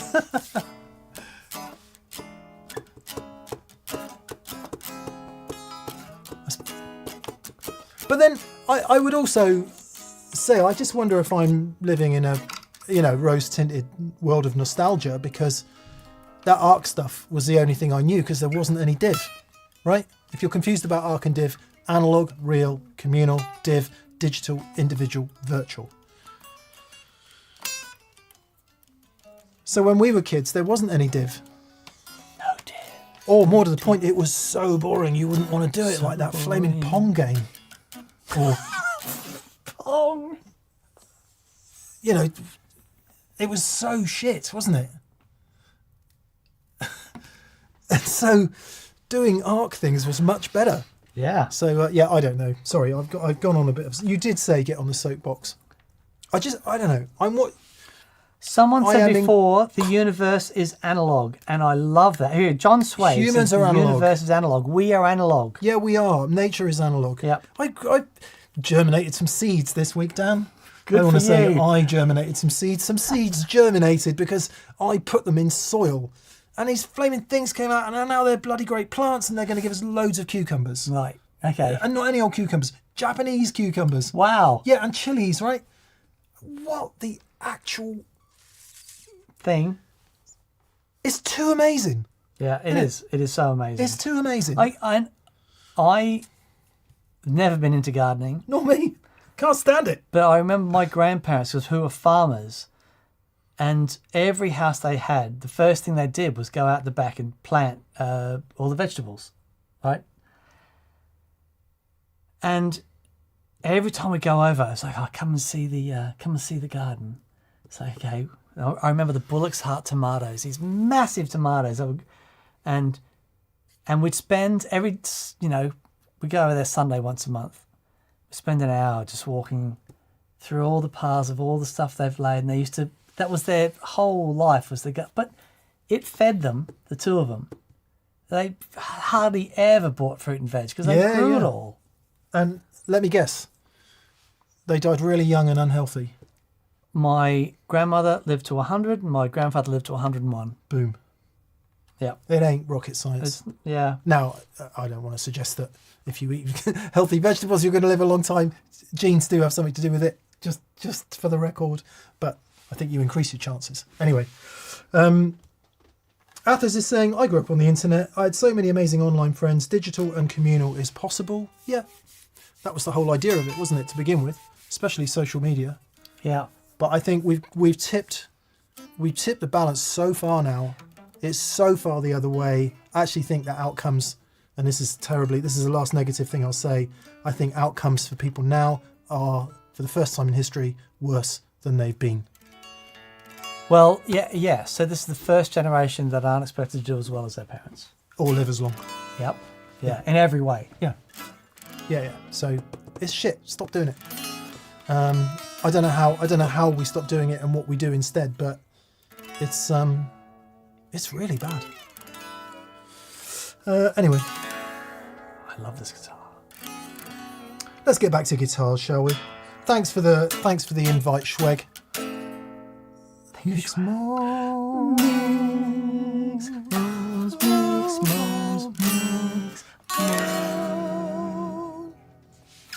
That's nice. This. Interesting harmony there, Dan. Now that. From me mostly, obviously.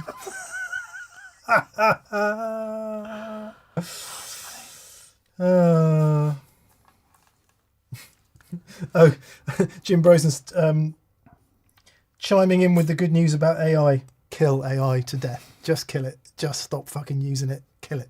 Kill it. Kill it. Anyway, what do I think about that? Hey chaps, any pedal recommendations that nail the Vox AC sound?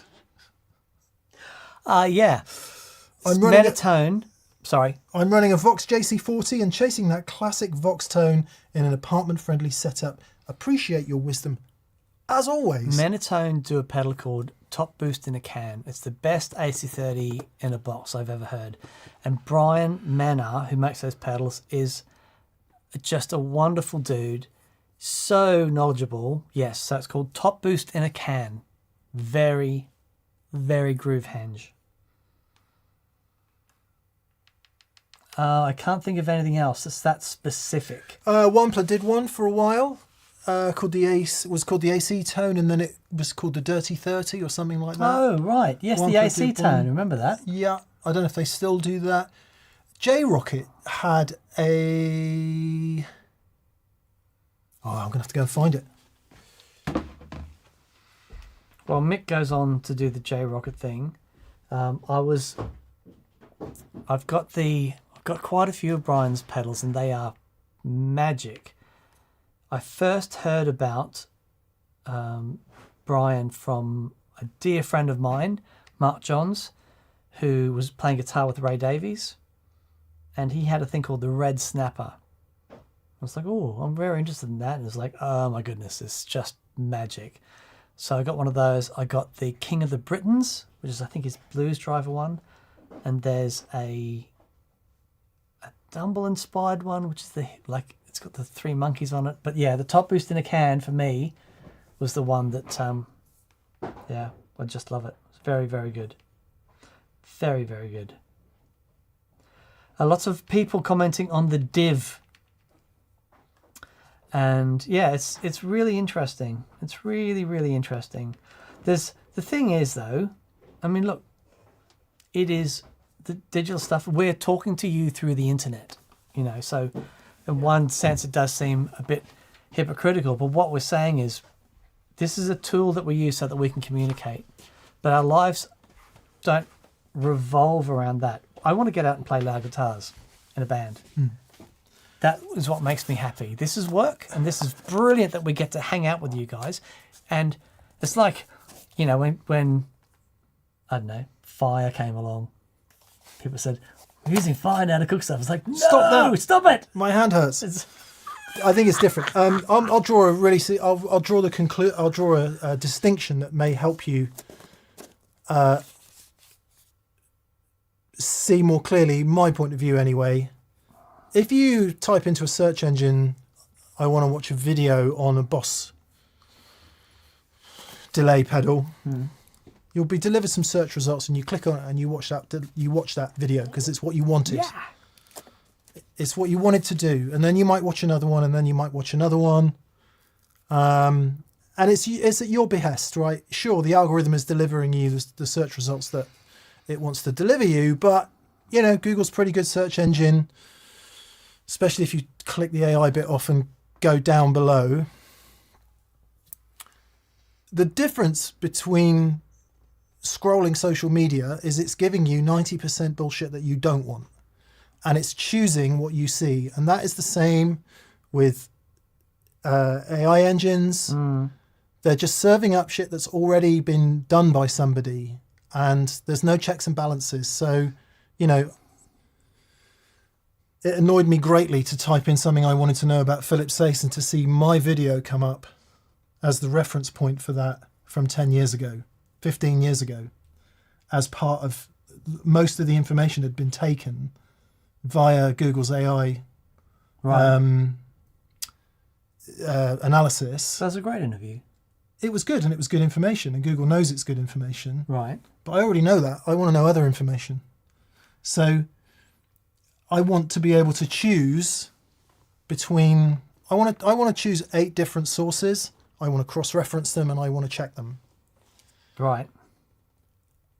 And so in the sense of it delivering you information, pre-decided information, it's delivering you information that is, so say, true, but often it's just wrong. Sure. It is just wrong. Yeah. And it's not a good way to get information without doing proper checks, right?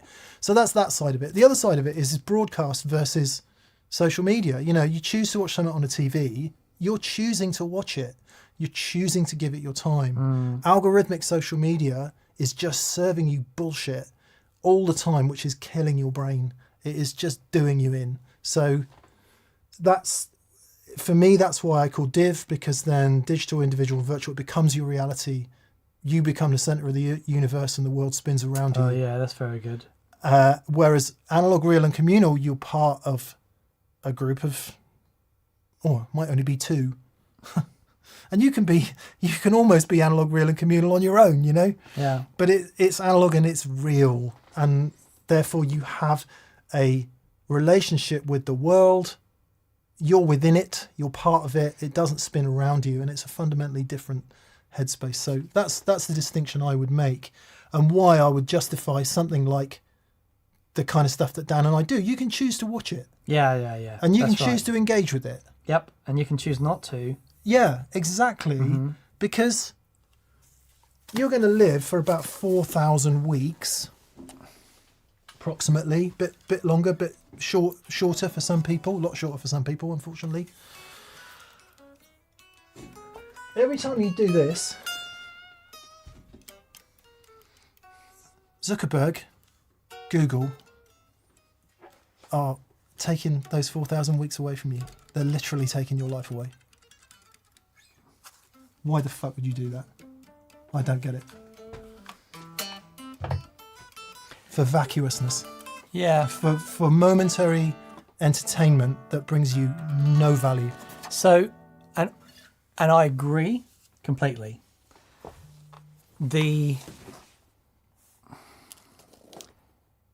A situation that a lot of people find themselves in is lonely, without a community, Yep. and that is their only way of communicating with people. Now, that's obviously different, Yeah. but I think that Why Facebook was invented, right? yeah, In a way. but then where that has taken advantage of that situation. Yeah. And you know, I grew up in Australia, in Brisbane, knew all my neighbours, knew all my grandparents' neighbours. I moved to Mackay when I was 17 or 16, I think it was, or 17, and Mackay's even further north, and sort of a small place, knew everyone, especially if you're a musician, and it was just normal to be part of a community. Now, especially in more cosmopolitan areas, I know people that have been living in London for 3 years who are very lonely. Yeah, people, You know. and the nature of places is that certain places are more transient, more people in and out, Yeah. which should increase your chances of meeting somebody. But all I would say about that is Has this made that situation better No, or no, worse? completely. Yeah, absolutely. It's made it worse. Yeah, Because you. Now, of course, we've gone past the tipping point. We need these things. We rely on them. If you want to do any banking, yeah, if you want to do certain things in your life, you got to have it. You can't not have it. The more AI results I get fed when I'm not asking for them, the more algorithmic crap I'm fed through my social media feeds. The only reason I engage with social media is via Instagram in order to do pedal show stuff. Don't do anything personally. It's like, man, we've gone past a sensible where this is useful. It's not in a social media sense. It's not useful anymore. sure. Yeah. I just think it's dangerous, damaging. Anyway, I could keep talking about that. Instead, I'll talk about the Mark Sampson Max pedal. I don't even know if they still make it. From J-Rocket. As in Mark Sampson, as in Bad Cat. And you can, it used to work. And you can sort of guess what it's going to sound like. Oh, heavens to Betsy! I've never seen that. I don't even know if they still make it. Oh, wow. Oh, cool. Oh, bless you, Mark Sampson. I did the last interview with him before he sadly passed. Amazing. Yeah, it was so after they released the latest, the eras, the 30-watt eras, which is the Bad Cat. Where Mark had gone in and sort of looked at all the stuff he thought he could have done better and made that. It's an amazing amplifier, really, really great. And I did an interview with him, and then I went up and met up with him at NAMM, and then it's like a week later he was gone, and he was he loomed large in that world. Mark Sampson was started off matchless amplifiers, and He was designed original. the DC30. You know, super clever guy, and he was just so lovely. Yeah. So I'm just going to check if J-Rocket still make that.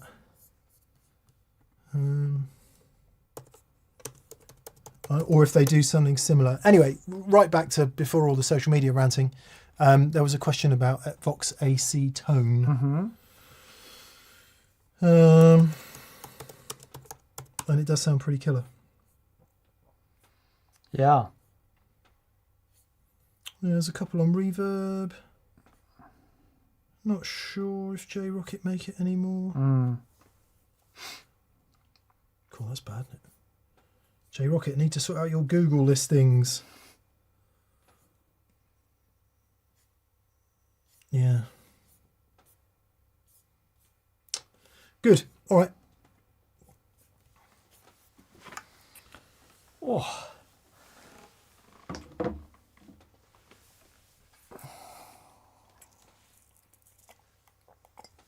I went to my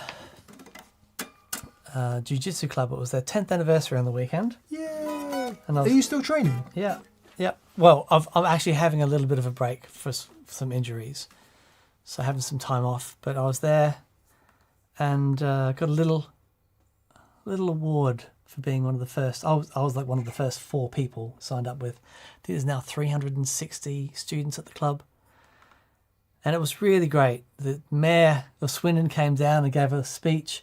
And one of my very good friends, Dave Hughes, who I got into jiu-jitsu like a year after I started. Like, mate, you've got to come down. And he got his black belt on Saturday. I was very, very pleased for him. Oh, amazing. Yes. He trains every day. He's had no breaks, whereas I've had quite a few breaks. But yeah, it was really lovely.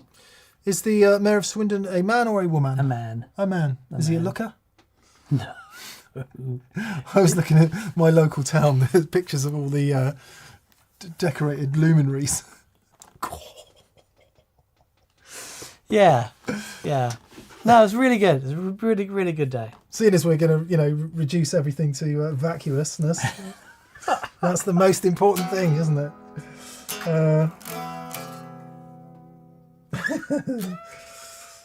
Nice.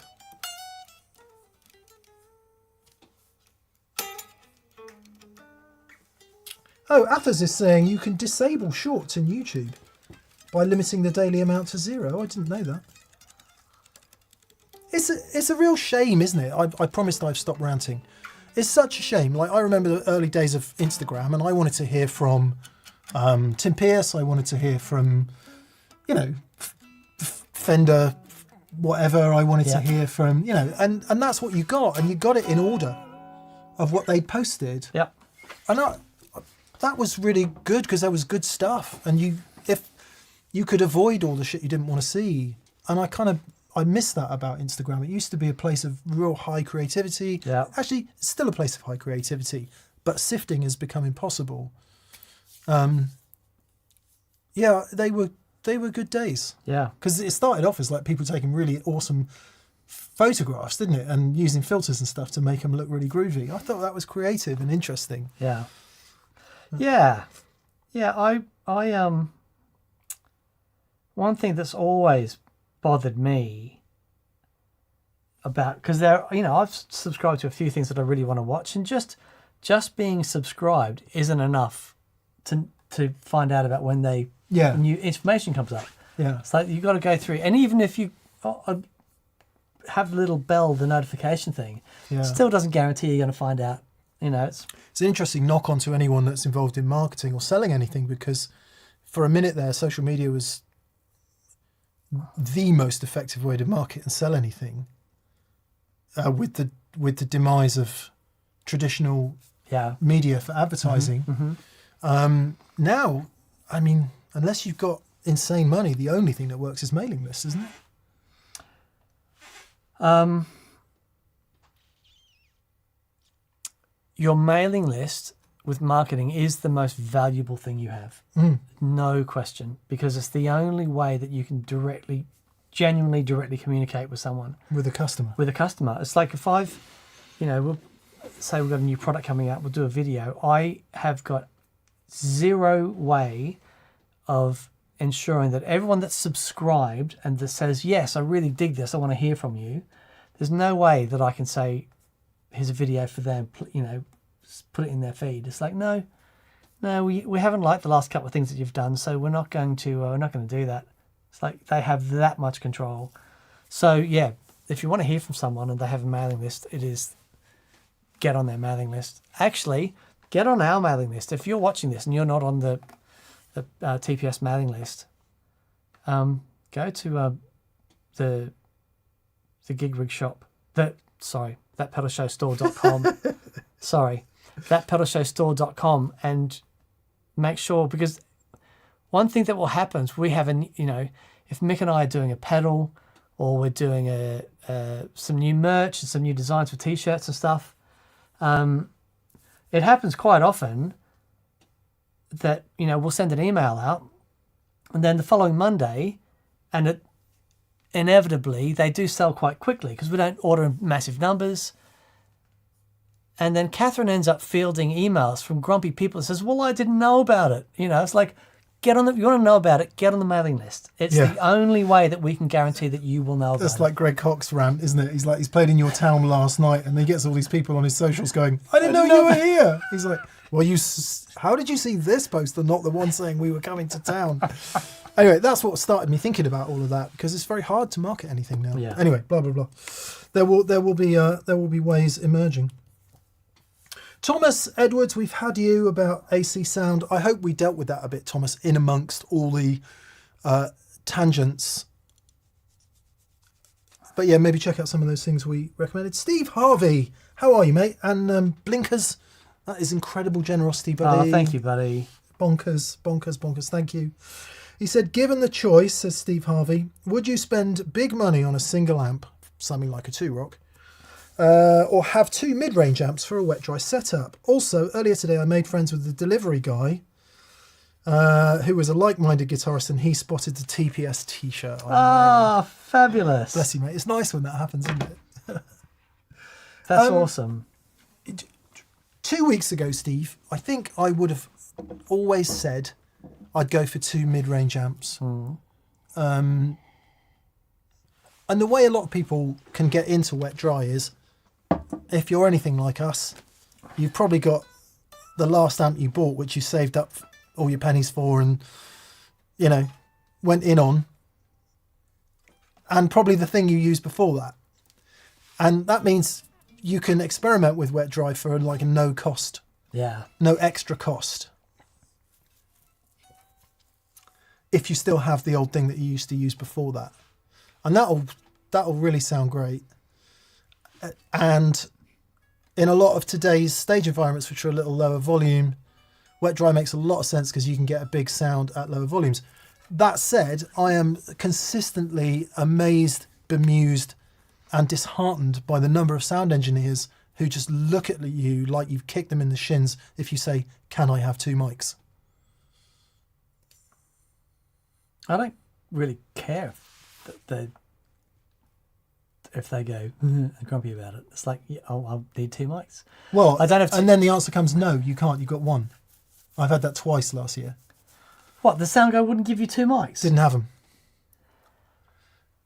So, that probably says a lot about the kind of gigs I play, but you, I guess, travel with your own mics. And in that, and so, sorry, just to finish my point, this week, I'm very much in the mood of 1 amp, as many pedals as you can get away with, i.e. as few pedals as you can get away with. And but that's just because I'm in a bad mood about it all. Like so many people are. Yeah. Because you go to all this effort. Yeah. And you try and make it sound awesome. Yeah. And the dude's like, "You're too loud."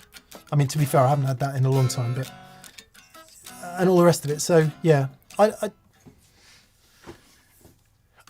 going to say 2 mid-range amps.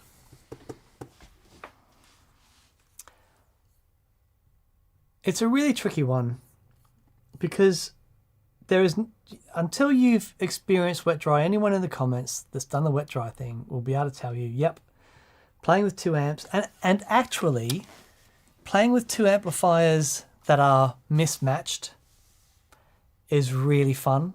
You know, more headroom amp for the wet tones and a lower headroom amp for the dry stuff. It really is an amazing experience. But so is plugging into a matchless and turning up and going, "Oh mummy," or a fabulous vintage Marshall or an old AC30 or a 2-Rock, or it just depends. Oh, okay. So we had Philip Sace was then. He bought his amazing custom amplifiers by Tommy Cougar. Tommy Cougar. I had the Tom bit. Tommy Cougar. Okay. Tomcat Cougar. Grr. There we go. So Tommy Cougar, he had a 50-watt version of that amplifier, and he brings it in, he turns it up, and it sounds amazing.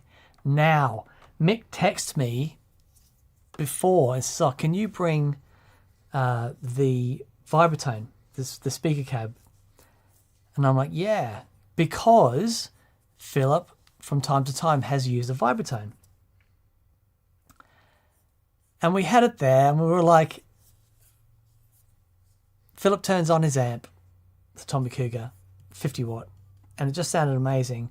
And we're like, well, do we bother with the Vibratone? Is it the thing that we need to bother with? And then it's like, well, let's turn it on. And it was like the whole room just goes, whoa! It was unreal. Because Philip is, as you would have guessed from the video, is terribly polite. He's really, really polite, and he just doesn't want to put anybody out or cause a ruckus or anything. So we are in kind trying to respond and going, look, the Vibratone's there. If you want to use it, use it. If you don't, that's totally cool. And he's trying to figure out what would be the most polite thing to say. So we're all sort of dancing around it a bit pre-filming. And then, as Dan says, plugged it in and everyone's like, that's it. Oh, that was amazing. It just far out, man. Yeah. And then it's like, and you could hear, because it's even on the slow speeds, where it's just adding a tiny bit of movement, and that depth that it, you know, because it was a lot quieter than what's going on the 50 watt. Yeah. But even it being quieter and in the background. Where it's best. Wow. We had to be a bit careful because it was being run off my 100 watt 2-Rock, and we're not sure what speaker was in there. So, and because of the way the speaker's mounted and everything else, the temptation is to really crank it. So thanks to Matt Schofield for loaning us the Vibratone. I think we'll see it on TPS a bit more before it eventually has to go back to Matt. And to add to that, Steve, I would also say I think it's gig and material dependent. Yeah, for sure. So I got a gig. Actually, if anyone's going to the Home Farm Festival in Chilthorne Doma near Yeovil in 2 weeks' time on Saturday afternoon, come and check out Above and Beyond on the Lloyd Lounge stage. That's where we'll be playing. It's only a short set, but the point of mentioning it is it's a 7-piece band, 2 guitar players, horn section, drums, bass, a singer. That's so cool. And 2 amps is kind of a waste of a time in that band, even though I did it for when I put my rig together. It's kind of a waste of time because the mix is so busy. Everyone's got to sit in their own, However, for the trio that spills out of that band, and you need to fill much more space, and I can be much more interesting with the sounds I use to fill that space. 2 amps is kind of essential in that world. I mean, it's not essential, but to get the big wet dry sounds, to get the delays working how you want. So I think it's material and band dependent, and venue dependent. If you got 7 wedding gigs in the book, and you're all in the van, and it's a set thingy, and you're all playing. I don't think you do this, but you're all playing along to click tracks and all of that. Yeah, it's a total waste of time having 2 amps. But if you're doing something with more sonic space, dare I say, even your own material or your own take on material that's just kind of more interesting, and the mixes aren't super dense, I wouldn't not use 2 amps. Yeah, completely. I tell you what was interesting about the jam I had with Dave last week is that he brought in his car Rambler. Oh, nice. Right? And boy, did it sound good. But I tell you what sounded really good is his playing his car Rambler, me with a wet dry rig, doing the stuff for Dave to play over the top. Yeah, nice. And it was so beautiful because Dave just had all the freedom in the world, but he could hear all the harmony and everything was great. But it was such a beautiful platform for him to play over the top of. And so then context is everything, right? Because I want to be the guy that enables Dave to do what he does, which is so freaking amazing. It's like, the 2 amp thing in that situation, absolutely essential. And I'm not loud. It's just, it sounds like freaking great guitars, but in a spot that enables Dave just to go. Lovely. So really again, music and context. Context.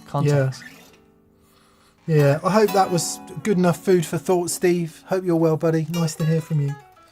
Chris Costabile. Hey, Chris, how are you? He says, how much does the preamp matter on a reverb pedal? We all know the EP3 and the C1 as classic preamps. That would be a delay and a chorus, respectively. And players consistently say they can't get the Mercury X to sound like the CXM, despite the same algorithms. Is the preamp responsible? Okay. Yes. It is so important. If you think about, just to think about a tube, a spring tank for a second. What has to happen for that sound, that the straight guitar sound, to turn into that reverberated sound is a lot. Magic. It's magic. And magnets, mirrors, sky hooks, yes, tartan paint. Very good. Single-ended nails. Yeah. Nice. Yeah. Glass hammers. So what and then right, you think about the spring tank and the little the transducers that have got to be on the springs, and the signal's got to go in and it's got to be transformed from electrical energy to mechanical energy, which is transduced. And so the springs move, and then at the other end, it's got to be transformed from mechanical energy to electrical energy that goes back up. And then the valve or the gain stage has got to boost that signal up and mix it back into the signal. There's a lot of stuff going on there, and each one of those stages is hugely important to the way that reverb sounds. That's why you can't just take any old tank and just bung it in any old amplifier. It just doesn't work like that. When you're talking about, like, the CXM 978 is a great example. Yes, the algorithms are hugely important, but there is so much analog in that pedal. The preamps, the way that it... So Mick said it before, the beautiful thing about that, they have taken such care to not touch the analog through. Yeah. But once they have that signal, the preamp that they use and all the analog the nature of the preamps and stuff, they've gone to huge amounts of trouble to make that awesome. And if you think about what was going on with the reverbs in the 80s, those old 12-bit reverbs and stuff,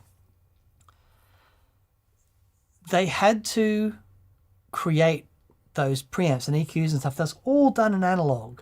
Yeah. And then it was just the reverb algorithm that was done digitally, and it was all, mixed back and through wonderful analog circuits. That, and if it's in a studio on a bus, it's going through Yeah. £1 million desk. There you well, go. then wouldn't have been £1 million then, but they're £1 million now, and that all adds its Completely.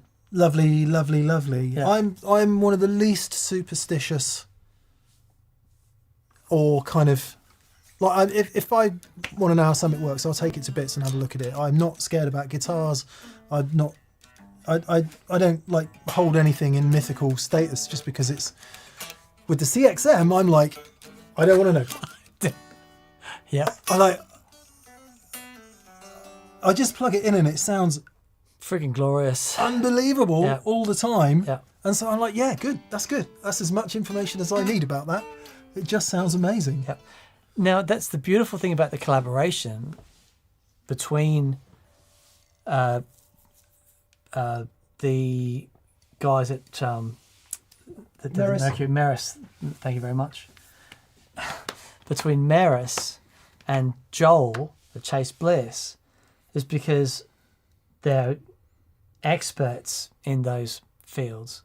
And when we first tried the Mercury, was it the Mercury X, which was the smaller version of the Maris pedal, and it was like, I said at the time, this is the best reverb pedal I've ever heard. It was so beautiful. The clarity was amazing.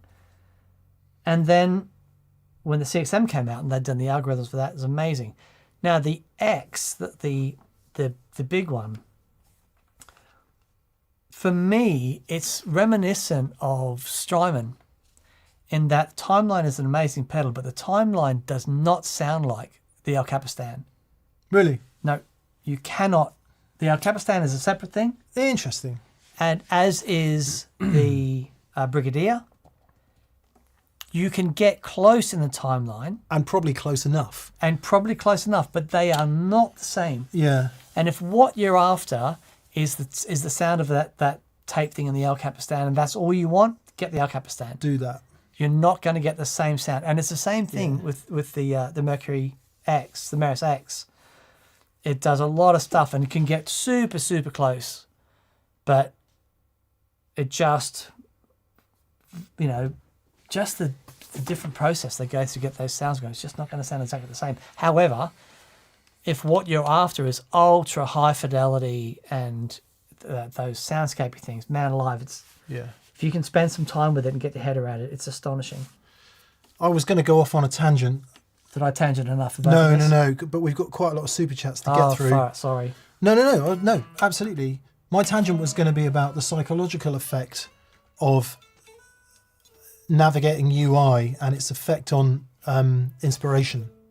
Oh, man. So I think part of the reason I think the CXM78 sounds so damn good is because it takes 2 seconds to sound good.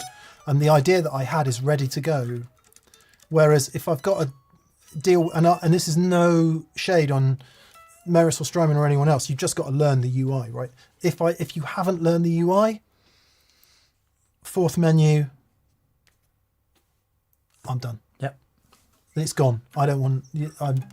So that's going to affect how I perceive the sound that happens, and I'm going to feel less good about it. Yep. Anyway, because the sound may well be every bit as good. We're always trying to iron out all this subjective stuff, right? We're always trying to iron out all our heuristics and biases because we think it's not objective and we're not being scientific about it. It's mad to think you could be objective or scientific about it. You can't. Yeah. It's your brain. Your analog brain. Your baby. analog brain. Your electrical brain full of chemicals. You can't mess about. Well, anyway, right. Hope that helps, Chris. And if one suggestion maybe is if you have the Mercury X and you just want it to sound a bit different, what about treating it to a bit of EP booster or Yep. something else just to run it in line with it? You know, I don't know. That could be a way around it. If you want it to sound a bit different. Anthony Calderisi. Anthony, how are you? He says, lovelies. I'm building an S guitar. How dare you? Come on, get him on the... Get the Oh, address. it's okay. From Spare Fender Parts.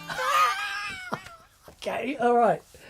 Very good. He says, have you any recommendations on stacked single coils for fatter tone? Love this group, you boys, and girl and Rosie. My mini schnauzer, Spike, and Rosie would get along swimmingly. Oh, I'm sure they would. I'm sure they would. my favourite stacked pickups are Kinman. Okay. Yeah, I think they sound really, really good. Because he stacked them to get rid of the noise. He didn't stack them to get them more beefy, right? Exactly. Yeah. Yeah. But it sounds like you want a fatter tone. Seymour Duncan did did a stacked single Yeah, that was really cool. coil for a minute. I would also investigate the Seymour Duncan quarter pounders if they still make them. I remember putting some in a telly once, and it was like, what? Yep. That was my pickup of choice. It was the quarter pounder and the Invader from Seymour Duncan. It's so great. But to offer a not so controversial opinion, what I would prefer to do personally in an S-type guitar is keep it like the S-type guitar, so you've got access to S-type sounds if you want them. If you don't want them, forget what I'm about to say next. But if you want classic, lovely, springy, sparkly S-type sounds, Strat sounds, put vintage style pickups in there and buy an EP booster or a Thorpe, Yeah. whatever. Buy a pedal to make it fatter, because then you've got every option. But if you don't want that stuff, yeah, investigate the Seymour Duncan stack single coils. I'm pretty sure DiMarzio make one still. And yeah, have a look at those quarter pounders. They're There's something else. even if they still make them. One final thing. Seymour Duncan also do a bridge pickup called a twang banger, and I don't know if they still do it, but it has a brass plate on the bottom, Oh yeah. like a telly, so that just gives it a bit more. That could be interesting. Yeah. Because I think and forgive me if I'm assuming wrongly here. Most people I know who build S-types and want a fatter pickup actually want a fatter bridge pickup. Yeah. The neck and the middles usually doing a pretty good job. Mm-hmm. And if you go too fat on the neck pickup on a Strat, you get pretty muddy, whereas a nice vintage voice neck pickup on a Strat's a lovely sounding thing. So maybe just look at a beefier bridge pickup. Good luck with it. Hope you get one right. Zachary Manzanetti says, hi from Sacramento, California. California. Dream of Californication. I remember having to play that solo once in a Chili's Peppers band. We were playing at Aberdeen University. Yeah.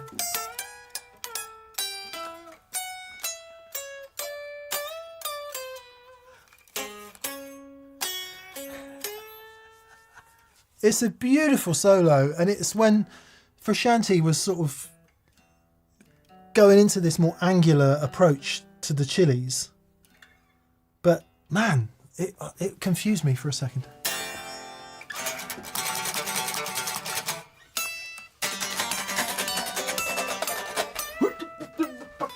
I haven't been on drugs today, I promise. Anyway, Is Andy Timmons in the chat? Andy Timmons. Is he? If you are, hello Andy. It's been a long time, buddy. Oh no, he's not. Oh. Beavy's just come back and said the Andy Timmons DiMarzio. Ah, nice. Oh yes, of course. Yeah, that's a cool sounding single coil shaped object. Yeah. Andy's not in the chat. And they sound He did call me. pretty decent on the end of Andy Timmons. He did call me on the weekend just to say how much he loved the Philip Sayce show. Oh, how And that lovely. he saw Philip Sayce back in 2000 or something in a little hall in at NAM, just with a few people. And Philip did what he did on the show, and he just went, and he just said, looked at him and just went, "What?" Yeah. He's like, "What's this?" I know. It is arresting. Okay, Dan, we have to hurry up. All right, let's go. Zachary Manzanetti, I appreciate it's largely my fault, but anyway, says, what pedal do you recommend, from Zachary, as a small stone stand-in for those of us who can't make a vintage one work? Ooh. Another phaser show, perhaps. So Electro Harmonics make a modern small stone, and they do a mini version of it. It's the closest one to an old version. Nothing sounds like a small stone phaser because of the process they use is different than phase 90 or anything like that. So if the small stone thing is what you're after, you just go and get the new small stone from Electro Harmonics. There you go. Yeah. They always sound to me like a step towards harmonic tremolo or a step towards Yeah, univibe. There's more 'cause chew in there's it. more chew in it, and there's that modulation is a lot more. Yeah. There's more to it, and Yeah. it's because of how they do it. That absolutely, just a new Electro Harmonics one, 100%. Alternatively, when you say if you can't make a vintage one work, does that mean because you get signal loss and tone suck? Because if it is, you could potentially run it in line with a booster or something, or an EQ. I don't know. Yeah, could do, but if you can't make, so it depends. Yeah, there are yeah. options that way. But Yeah. just have a look at the new ones. They're fabulous. Yeah. Do you have any thoughts on nylon nuts? Says Wofk. Wifk.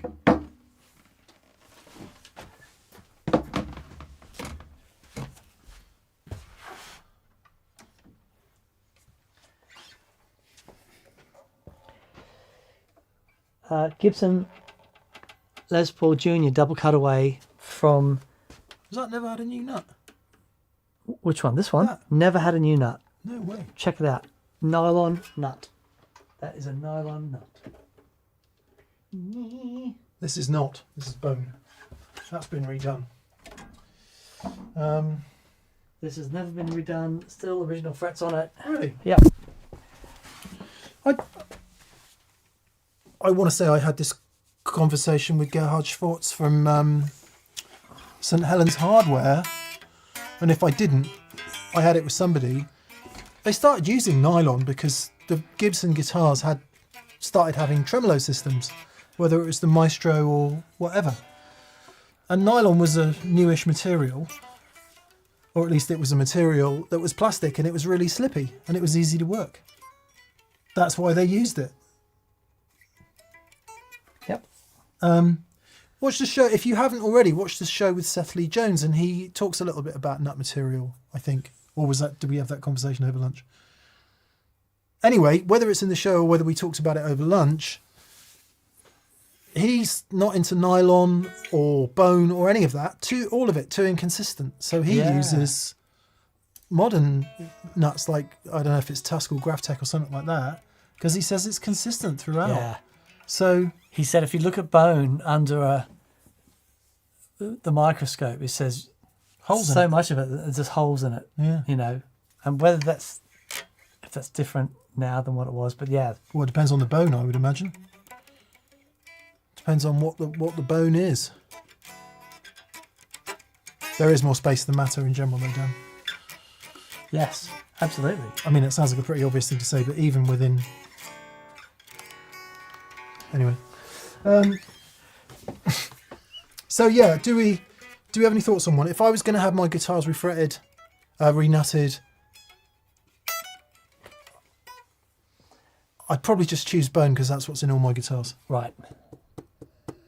But I don't have any experience beyond that. No. Nylon saddles, I've come to understand I'm not a huge fan of. Yeah. I prefer steel saddles. Anyway. Milton H2O says, greetings from Portland, Oregon. I'm still buzzing from seeing The Church last night. Oh, amazing. Astonishingly good. Looking forward to Jim Campilongo with Adam Levy as well as Julian Lage Quartet. Lage? Lage, I believe. Let's go for Julian Lage. Oh, yeah. So The Church. Yeah, so Ian, the guitar player, also like amazing guitar player and he uses our stuff. I've known it for a long time. He used to be the guitar player in Powderfinger and wrote all those songs. And yeah, fabulous. Yeah, really, really great band. I can imagine Adam Levy and Jim Campilongo is going to be pretty amazing. Yeah. I love Jim Campilongo. Cool. I just love everything about him. Like, he's just... Oh.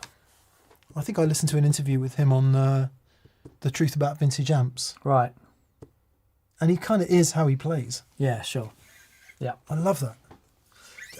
Josh Lawless says, have either of you tried Rabia's Sabre from Ernie Ball Music Man? Yeah, I tried it when I was over there, and it's great. What's the neck like? So, it's that Music Man thing where it's kind of round. Really round, yeah. But I find them nice. The body is super comfy, and it's got Rabia's Angry Young Man pickups in them. Sounds fabulous. Really, really great. Yeah, I haven't. I've not played it. Yeah, it's really good. Played a few Music Man guitars over the years, and they do have a familial feel to them. And for sure, not all their neck profiles are the same, but there is quite a few of them do have that real round profile. I had an Axis Sport. Did you? Yeah, I did. Steve, who was in our who's we're playing with next weekend, he had one of the really early Axis guitars. Yeah, that was great. No, he had a Silhouette. Did he? Yeah. Ooh. Yeah, before that. Ooh. Wow, sorry. Nice. Misremembering. Yeah. Very cool. And finally, G Barge. Hey, G. Thank you, buddy, for your super chat. He says, dear friends, Friday's show with Philip was unforgettable. The playing was stratospheric. But it was the man and his orientation towards friends and simply being a good man that persists in my mind. Thank you, and thanks, Philip. Absolutely. To try and bring the arc div thing to a more positive conclusion, Philip channels arc. Completely. And he channels energy, and I was going to say sorry for sounding like a hippie. I'm not sorry, because it's not being hippie. It's he's channeling energy, and it flows from somewhere else through him, through everyone else that's around him, and that is arc. And we all felt it. Interestingly enough, we all felt it through the internet, and we all walked away as better humans afterwards. So I think that's what you're saying, G, and we appreciate that in a big way, because that's what we should be doing, right? Look, that's what we should be doing. That's right. I love that. That's what I meant to do. Yeah, look.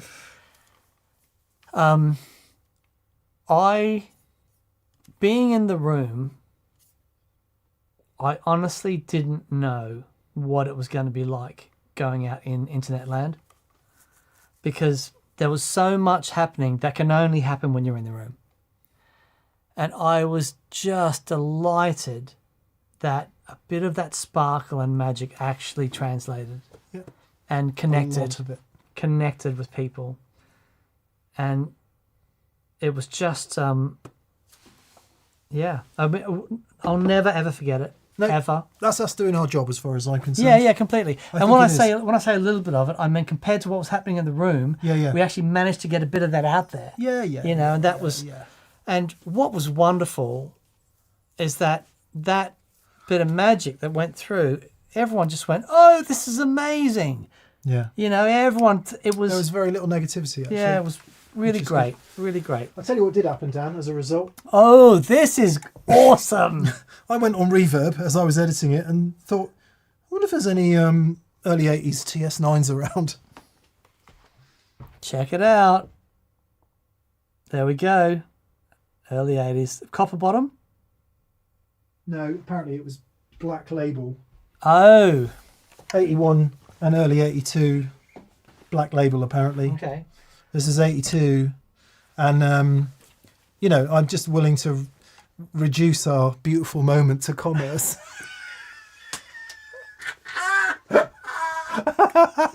Anyway, we'll see how it sounds. Thank you to...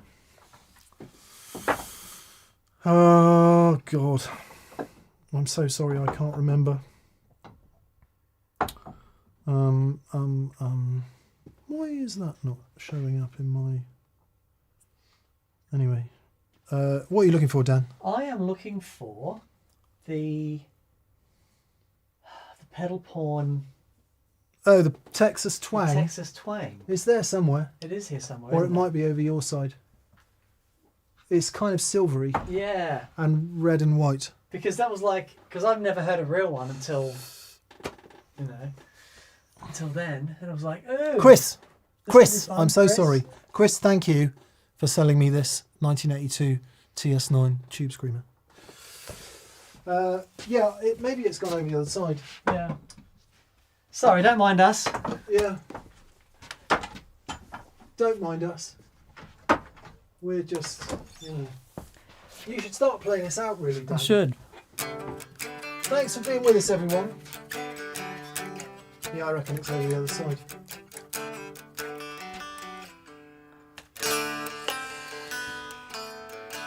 Thanks for being with us. Friday's show, I think, might be the DGT amp and the Cockness Monster by Jam, because we like to be so on the money with timing.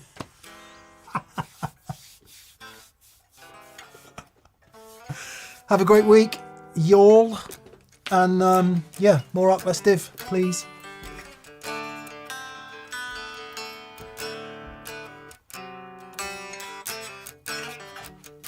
Yeah, new pedal cam as well. The old one gone.